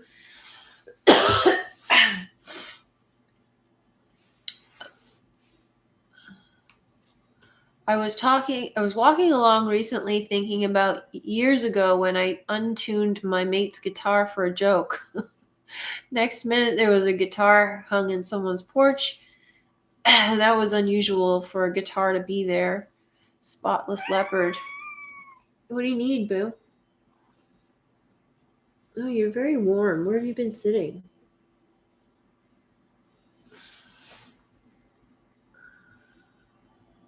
Hey? Come here.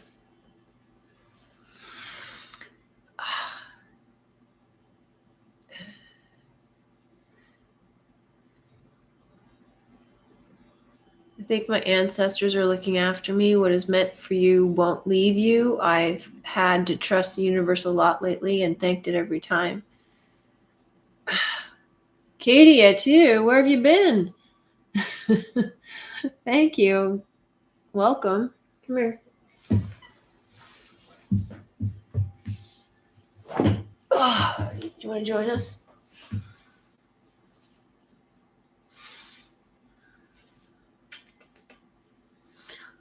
Oh, good night, Romeo. Thanks for joining us. The musical cat. Yeah. She likes to make a lot of noise. She's very vocal. Well, I'm glad your ancestors are looking after you because, and you know this. I kind of feel the same way. I've talked about my grandmother before, and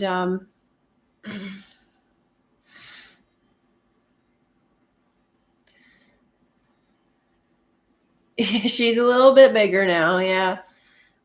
She's 2.5 years old now. Yeah. She's fully grown. Anyway, yeah, it's good to know your relatives are looking out for you. I've felt that for quite some time.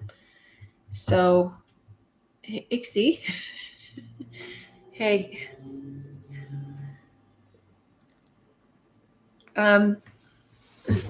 Ixie, you can't be there.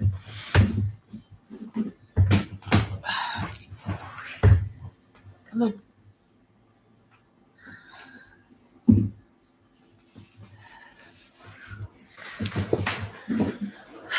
She was standing in front of your messages, so I couldn't read what you were saying. Ancestors definitely look after us, and we have to look after them in return by behaving with integrity. Spotless leopard. That's interesting. I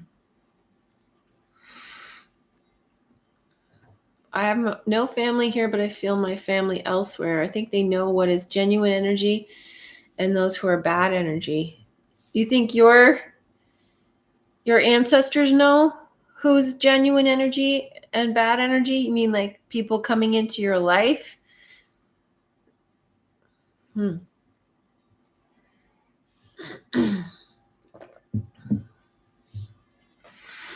So,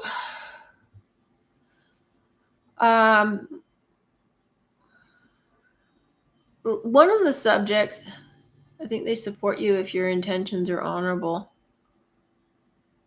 Yeah, probably. They speak through your intuition. Yeah, makes sense. I mean, they're kind of extensions of you, right? What are your thoughts on love relationships and how, like, is it something that we're supposed to have? Is it a nice to have? Is it a bonus? um, what are your thoughts on all of that? While I contend with my cat for a second here. Pixie. Come on.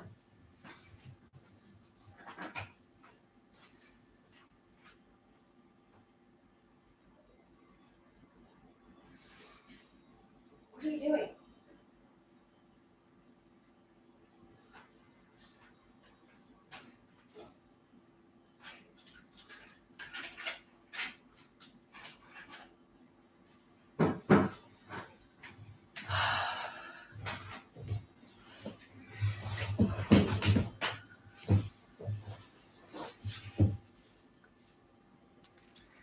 It's all alignment. It's definitely good to have relationships, but a lot less complicated without. Yeah, a lot less complicated. That's true. The point to find true love within is valid, but to share it with others is also valid. It's when you lose the within for another, which is often the case. Well said, Adam. I would agree with that.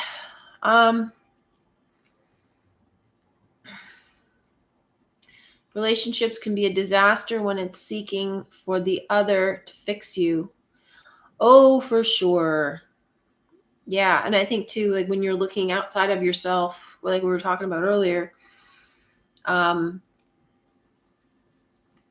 when you're seeking outside of yourself to fulfill something within yourself, which is what we're programmed to do in the normie world, we're programmed to look at the other person as the source of our pain and suffering, but also our joy. And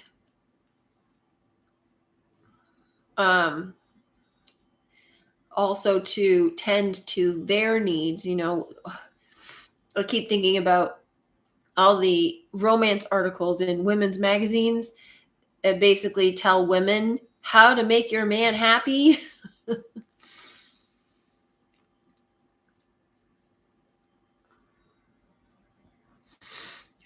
The right person makes all the difference. Steelick. Yeah.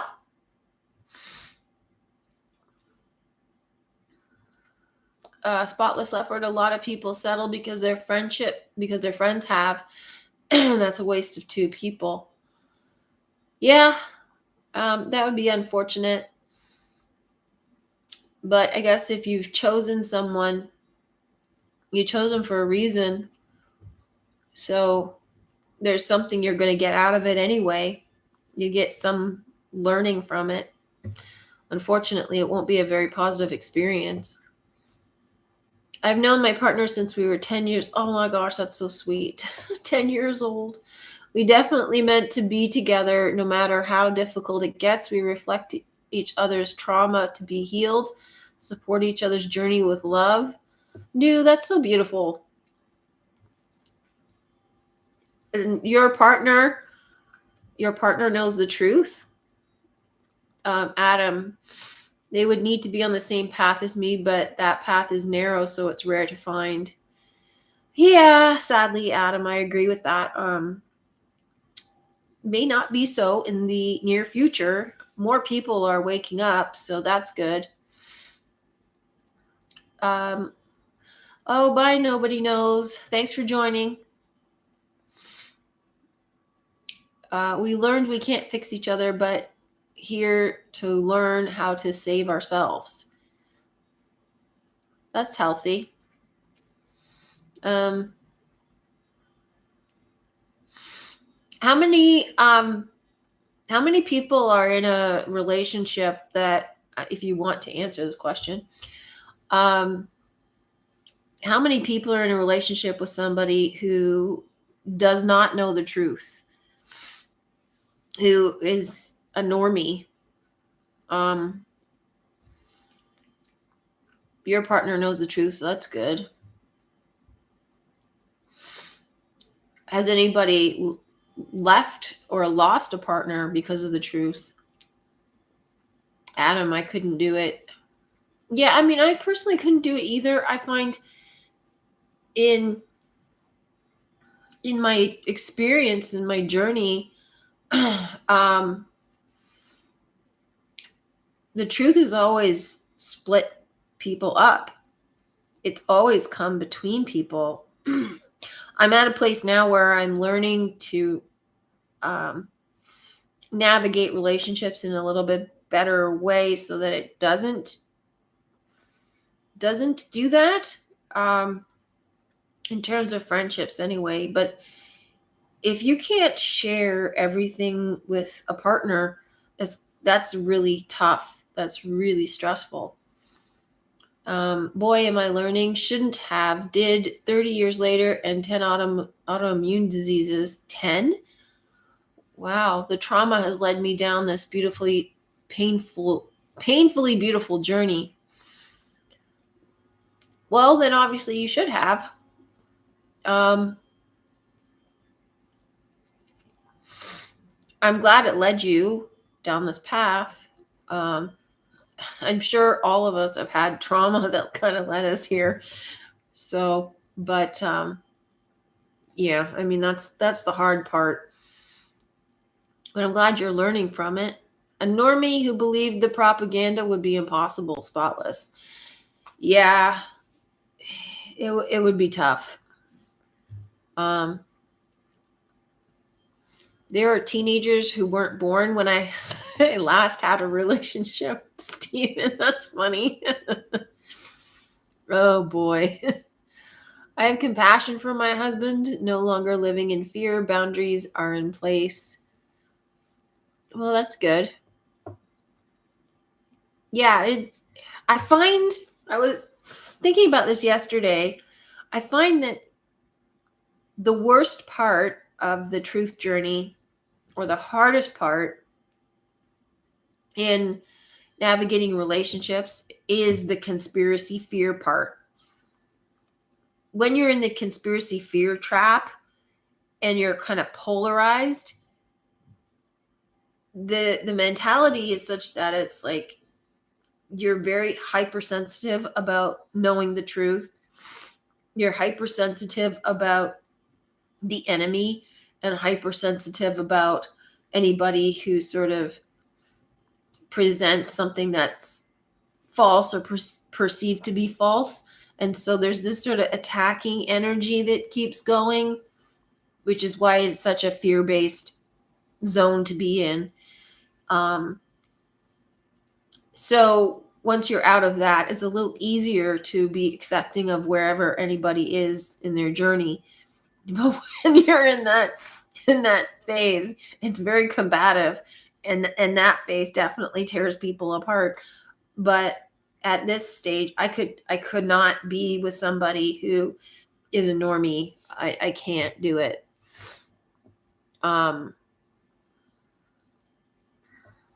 Could not even have a relationship with anyone who's not on their spiritual path and at least working on their shadow side. Yeah. I know. Oh, it's so hard. Big part of my heart is to share and discover, and I couldn't share my truth, then it would be hurtful to the soul. Yeah, exactly, Adam. I mean, it's just so it it's such to me, I wouldn't want to be in a relationship with somebody where I had to hide that part of myself because I would feel that it's not authentic. I wouldn't feel that um, they really knew me, didn't feel that they really saw me. And so, what kind of relationship can you have when half of you is missing? Which is, again, why it leads to breakups and fights and stuff. Nothing's going to stop us now. I like Starship, my song to my higher self. I also like We Built This City. That's a good song. I'm a big fan of the 80s and 90s music. Stephen, I still owe the Canadian health system money from where my ex crushed my knuckle when she thought I was making signals to neighbor's wife. Rapid cycling bipolar borderline, but probably undiagnosed autistic. Oh dear.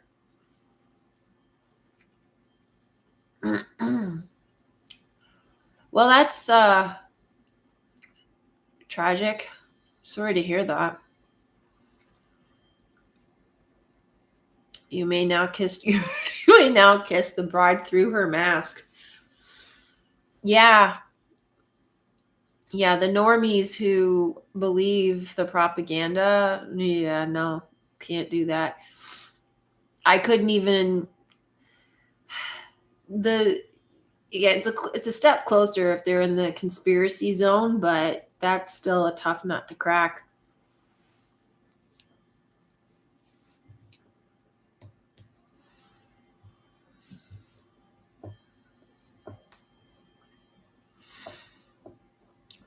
Well, anybody else got anything you want to discuss? Any questions? Any comments? Um, Otherwise, I'm gonna wrap it up for the day. It's 4 o'clock. It's been a couple hours. Rainbow Warrior just stopping by to say hi. Love your channel. Well, thanks for stopping by. The pandemic showed who the normies were, pushed me to forget about spending my energy on finding someone and work on myself and share that love with myself instead.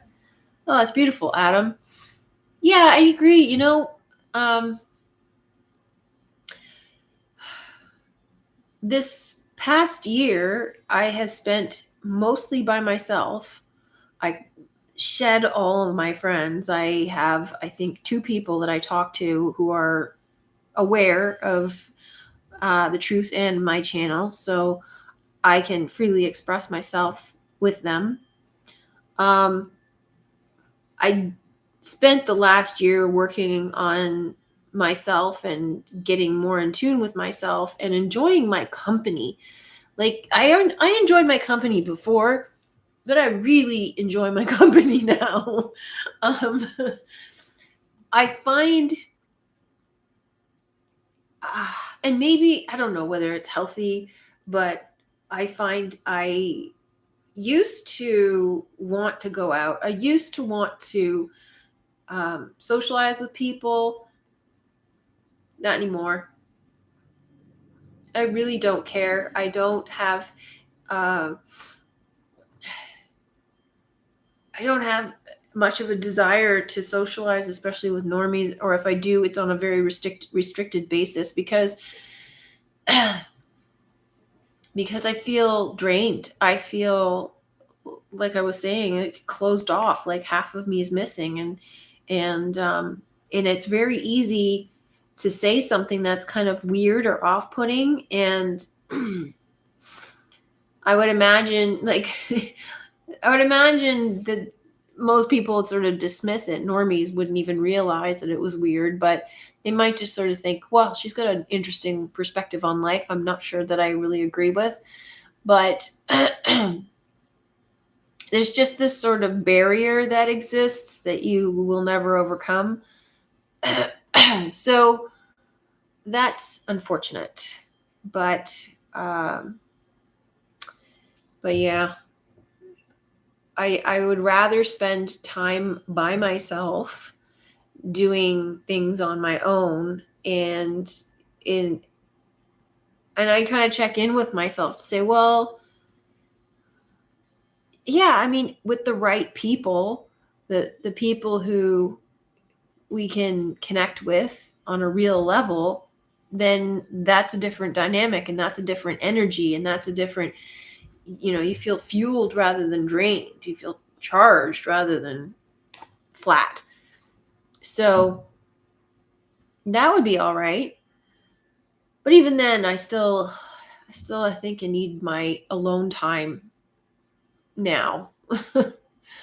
I feel sorry more for her also, as you say, all her lessons.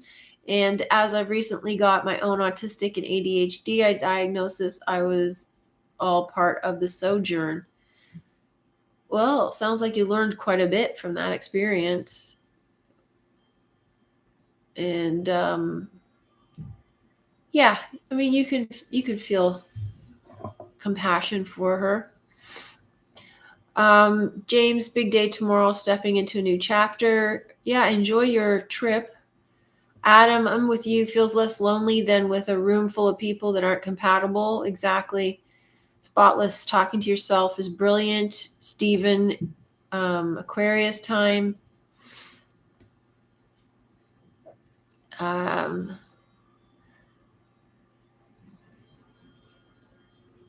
Social mask is less tolerable than ever. Yeah, I agree. Wonderful chats with normies. I think it's spirit bringing humor into my life. The mundane stuff they talk about is so amusing.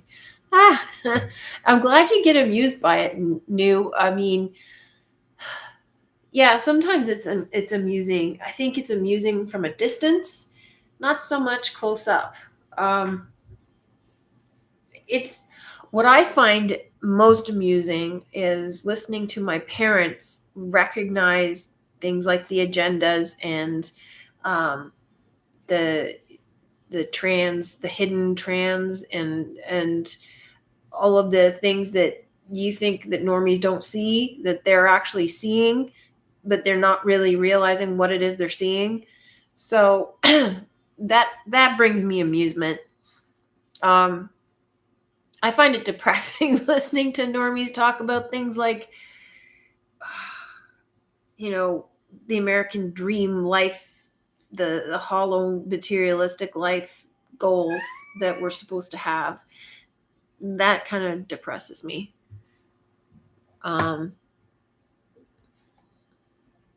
Especially when they're trying to engage me in conversation about it. Like, what about you?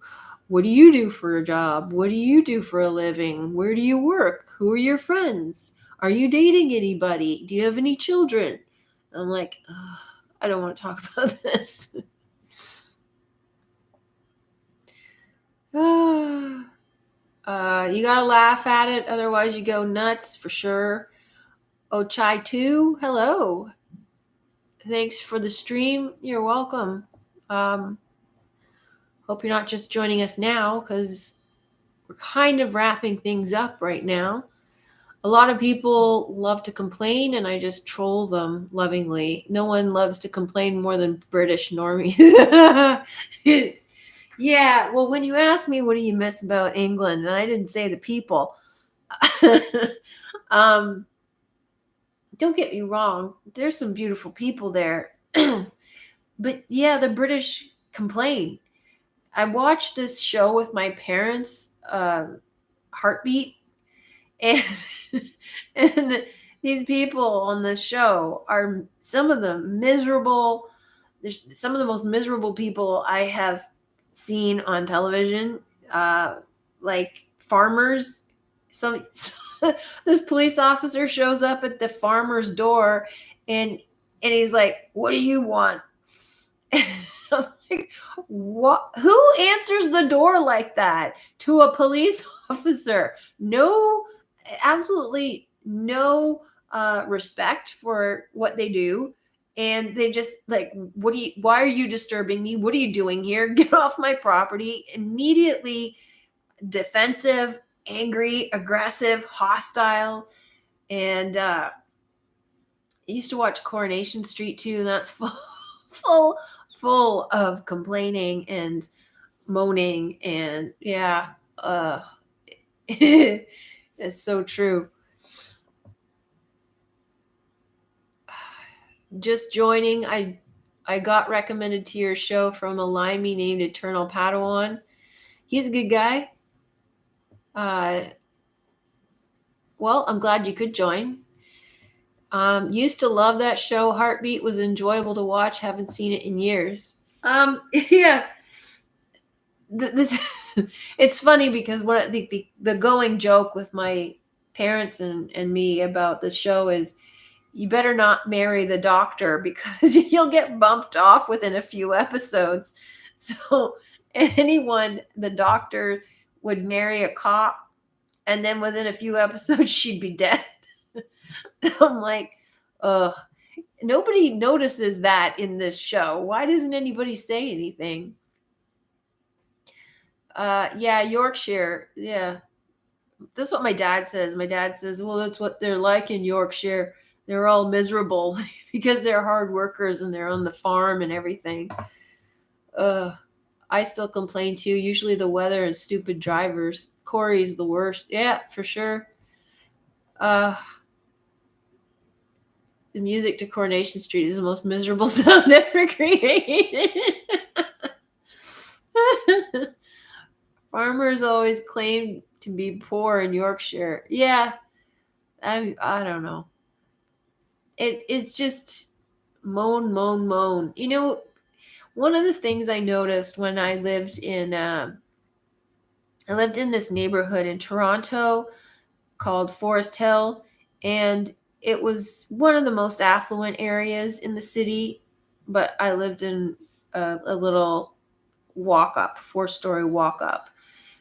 So I would go to the local Starbucks and I would eavesdrop on the conversations of the socialite wives who went to the local yoga place and listen to how they talked. And they spoke, they didn't complain about things. This was what I noticed was they didn't complain about things. They didn't um, gripe. They didn't gossip. All I ever heard them do was make plans for things. They would make plans for events. They would make plans for um like their children and what they were doing to help their children or traveling or whatever. It was always very positive and encouraging. And, you know, we get this sort of negative picture painted in the media of really wealthy people that they're bitchy and complaining and backstabbing and vicious and evil and cruel. That's not what I saw.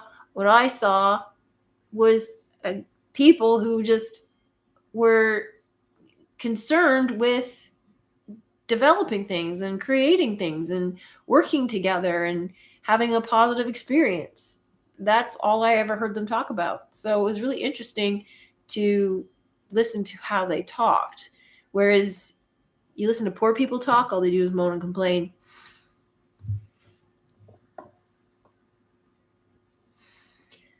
I used to hang. Oh, you're leaving, Glenn? Bye, Glenn. I used to hang out at places in Forest Hill and Rosedale. I was a university student, did some research in those areas. Oh, you're from Canada. How many people here from Canada?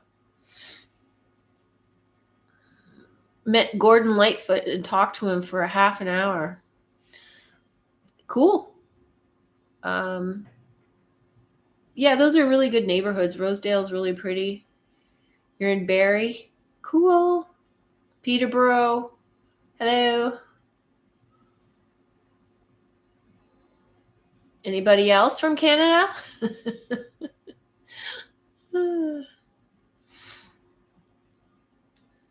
So,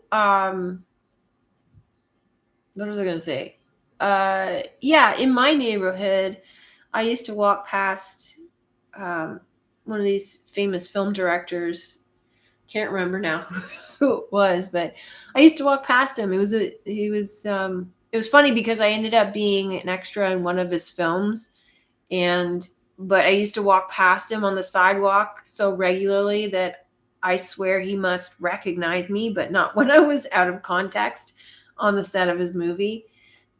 Anyway, he makes the quirky, weird films that he's known for. Um, so I guess he lived in the area, but it's pretty easy to run into people in Toronto who are famous. They don't really have any pretense.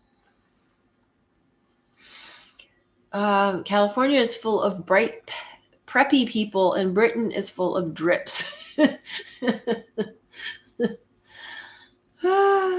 Well, yeah, like California, everybody's on the make in California. You run into anybody and they are all pitching something all the time. It's kind of, on one hand, it's nice to know that everybody there is in the business. So, people are eager to work together. But on the other hand, it kind of gets exhausting because everyone sees everyone as a business opportunity, much like, you're in a pyramid scheme.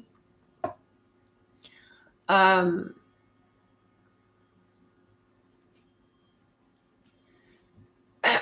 the weather is a response to the collective consciousness. Oh, that's cool. I would imagine it would be because everything is. My ancestors migrated to Canada, but I'm from the U.S. Has anybody changed the weather with their mind? I have. I'm curious. Has anybody done that? Um, my ancestors migrated to Canada, but I'm from the U.S. Oh, that's cool. I grew up in Peterborough, Highland Heights, and PCVS. Considering the sheer size, Canada would seem not to exist according to the UK TV. What do you mean Canada wouldn't exist? I grew up in Peterborough, Cambridgeshire. So there's a few people. There's a few Canadians in the house. What I've learned is there's good and bad everywhere. Positive, miserable, funny, cold. Yeah, absolutely. Farmers, shamans would control the weather for crops. Was told this by my grandfather. So not even that long ago, we lost our power. Time to get it back. Yeah. Yes. Yes. Changed weather from rain to dry when I go out. Yeah. Changed it in my mind, but not literally. I'm in the Maldives as we speak. Yes, I like to ask for the rain to stop for me to go for a walk. Yeah. Cool. Canada never even gets mentioned on UK TV compared to USA. Oh, that's interesting because sometimes British TV mentions Canada because, um, I mean, Coronation Street has incorporated Canada, and I think Heartbeat did as well. They had somebody come from Canada, and they talked about the U.S. as well. But um, I get I get the sense that the UK likes to drop Canada in every now and then because of the fact that there's a lot of British over here, and so some of their shows are exported here, but they also like to remind people that they're connected to Canada still. So, um, but yeah, it's not that often. It's kind of rare. So quite a few people have changed the weather. That's really cool. Yes, it was David Cronenberg. Thank you. Yes, couldn't remember his name. Canada in the House, yes. Only time I hear about Canada is Trudeau. Ugh, yeah. Can The sheer size of Canada amazes me. I know Canada is a huge country. I was actually, um, I'm actually surprised at how small the UK is compared to Canada, and yet it's still quite a big country. And I've been to Vancouver and Whistler and that area, but I haven't been in between.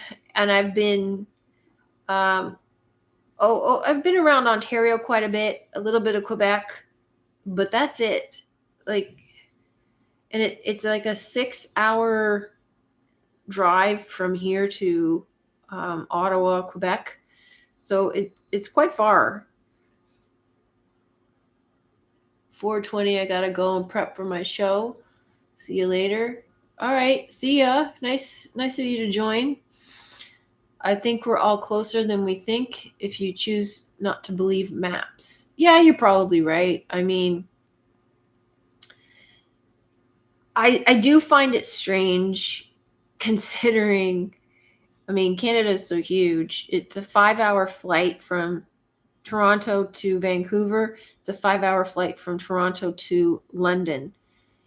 So I find it strange that it's pretty much equidistant, but we don't really know how fast the planes are flying.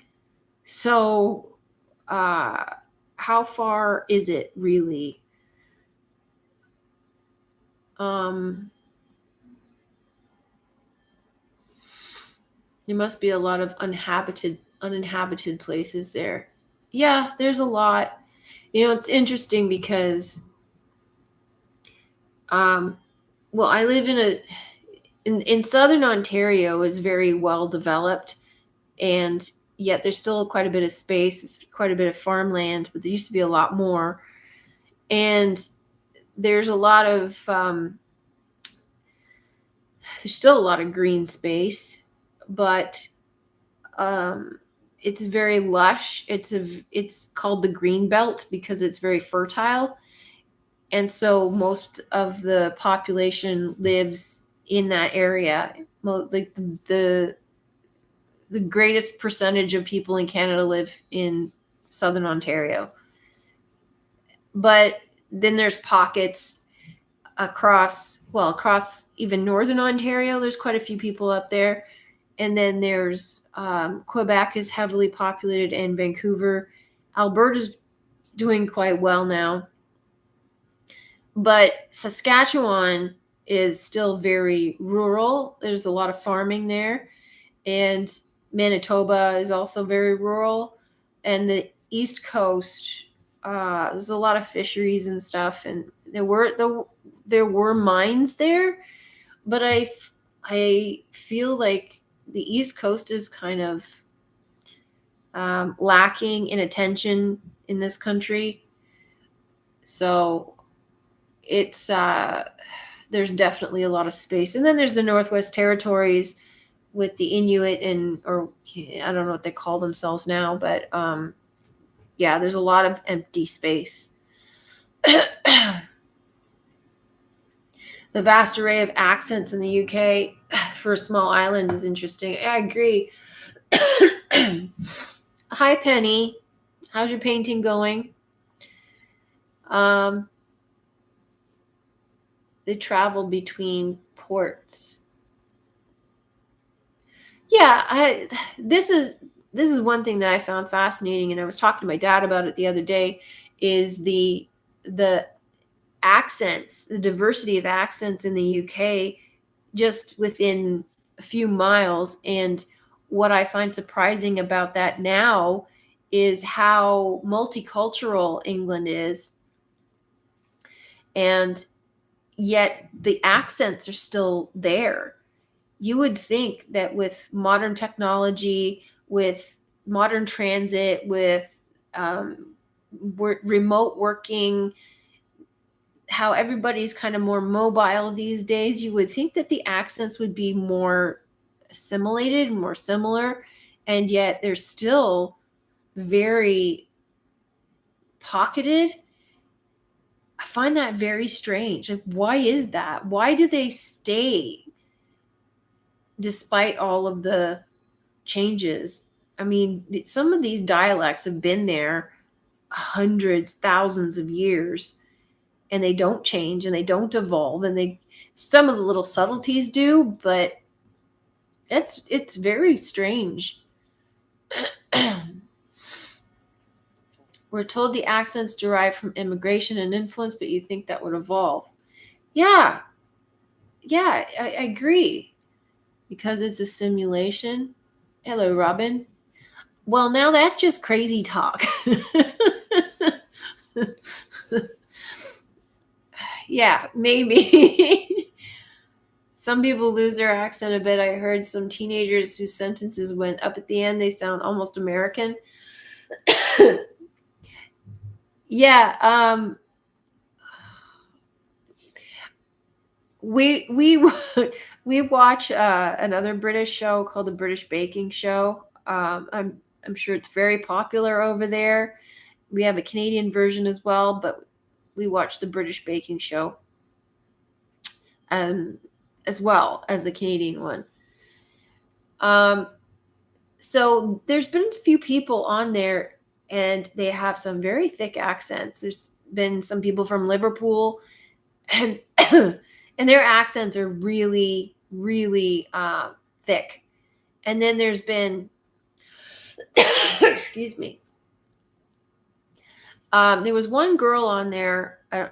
Anybody who watches the show, her name was Freya. She was a young girl, 19, and into the veganism and that sort of thing. And so she was making everything vegan, and she had this vocal fry, which was very strong, and her British accent was a little bit generic. Couldn't really tell where she was from. Anyhow, I can tell, obviously, like, the vocal fry is something that she's picked up from watching social media like TikTok or whatever, or the Kardashians, or, these reality shows or something, because this is not something that is a normal way of speaking. So, yeah.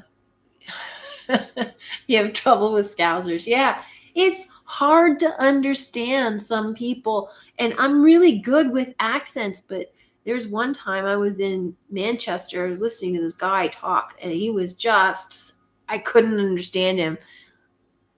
He talked so fast, such a thick accent, it was impossible. But I was fascinated by him for that reason, because I'd never met anybody like it. Never met anybody like it. Liverpool, and apparently our accent comes from the Irish. So that's interesting, Nat. I did not know that. So we have a lot of Irish in the East Coast of Canada, and you can hear the Irish influence. Again, you would think that they would kind of meld into one another, that you would have Canadian accent would be Canadian for all of us, but that's not what happens. And I can kind of understand it in Canada because it's such a big country.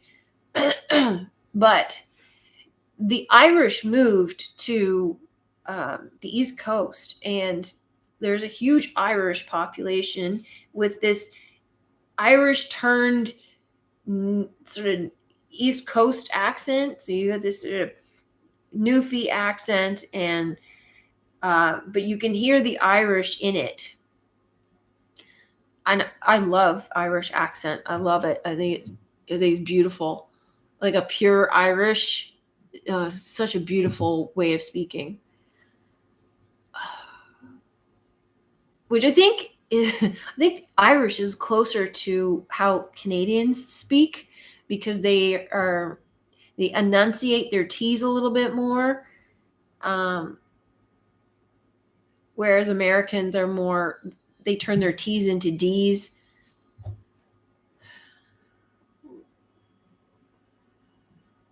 Newfoundland accent. I hear very rural Sussex, Devon, and Irish traces. Yeah. Definitely Irish. I'm not overly familiar with Sussex and Devon. So, yeah, because it's not a pure Irish, but yeah, there's definitely some other influences there.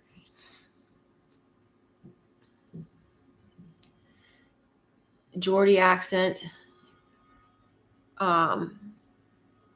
I have a love for the people along with the accent is a culture, and they're great people. I ask my Scouser to say cooking chicken in the kitchen. It makes me happy. Ah, Joel, I think it's just we're so close because of the internet, so the way people speak just blends nowadays.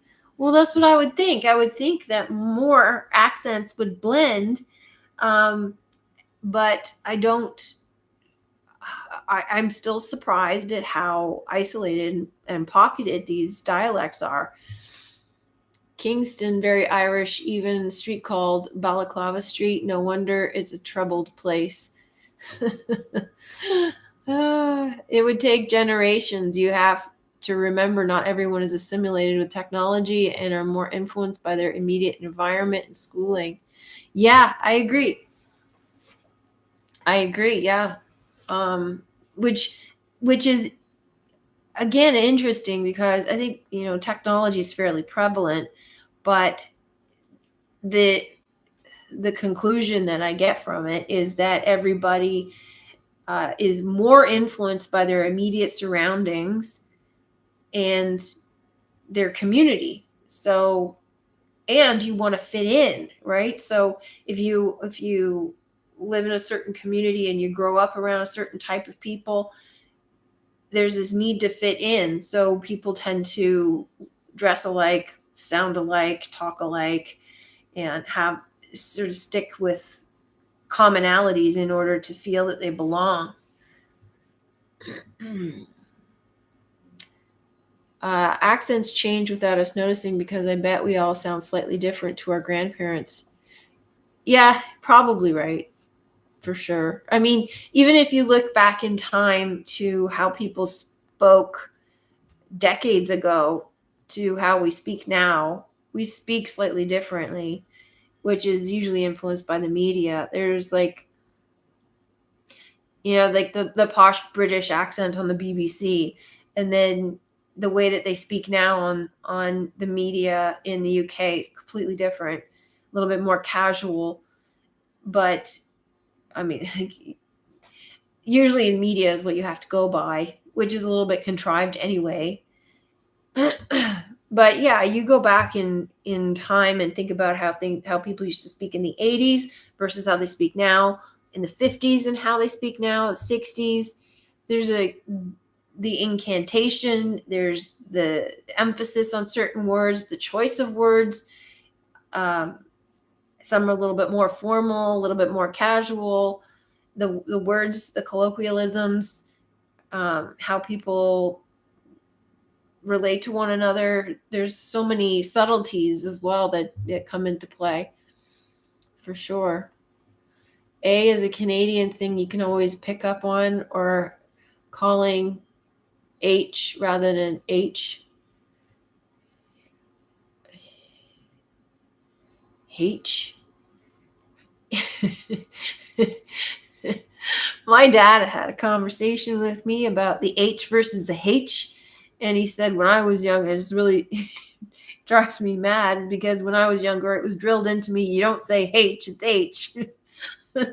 And so now he can't stand it when he hears people say H. And I said, yeah, but doesn't Donald Trump say huge? And didn't that bother you as well? He didn't even notice that Donald Trump says huge, not huge.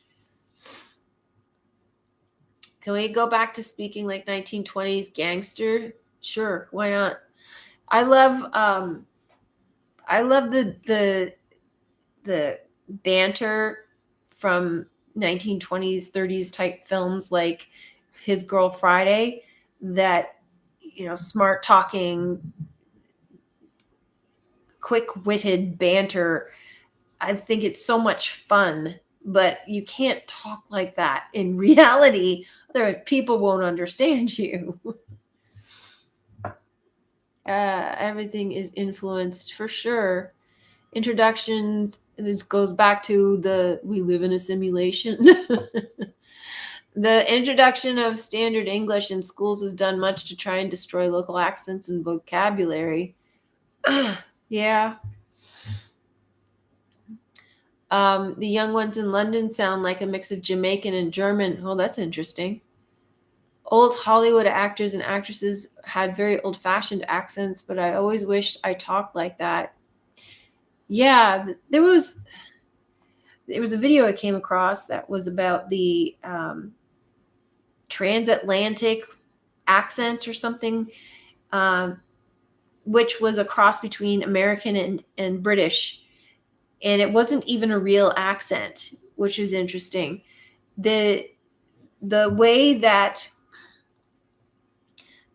these actors, like Cary Grant, spoke in those films was a made up mashup between those two dialects, and so it was a put on, but it's a very posh sounding accent, and it's a very nice way of speaking. I would love to talk like that. I think it would be great, but it would be very out of place. It would sound out of place, and it would sound a bit pretentious.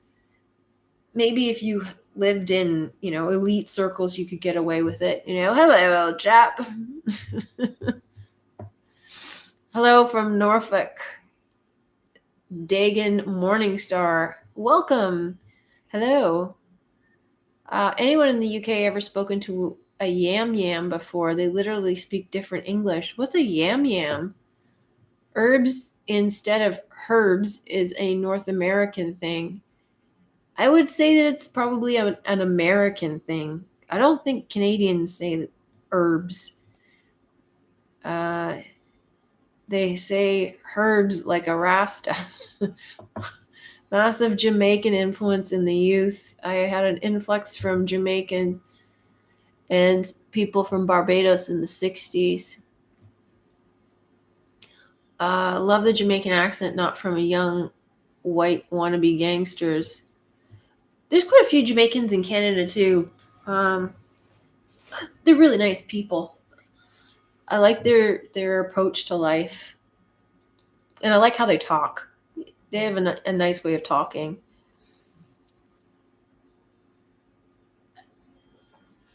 Someone from the Black Country, Birmingham, Wolverhampton, they would yam yam because they say things like,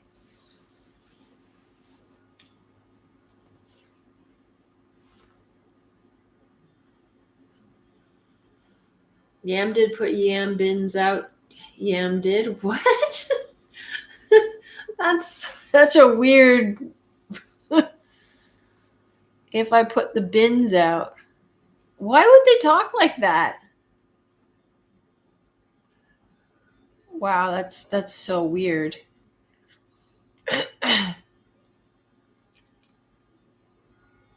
I've never heard of that. Never heard of yam yams. Oh my gosh.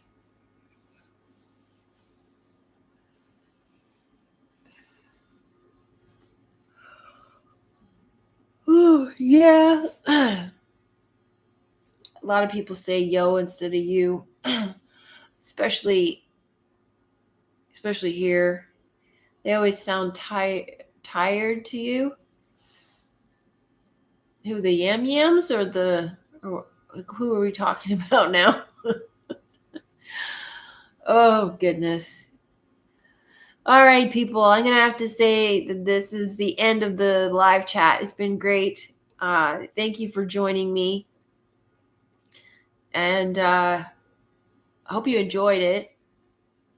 I appreciate you joining me. I appreciate all your contributions to the conversation and your insights, your experiences.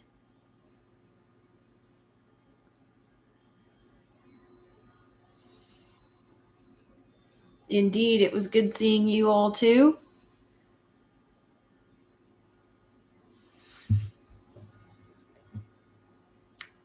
Love you all. See you next week. Bye for now. Bye.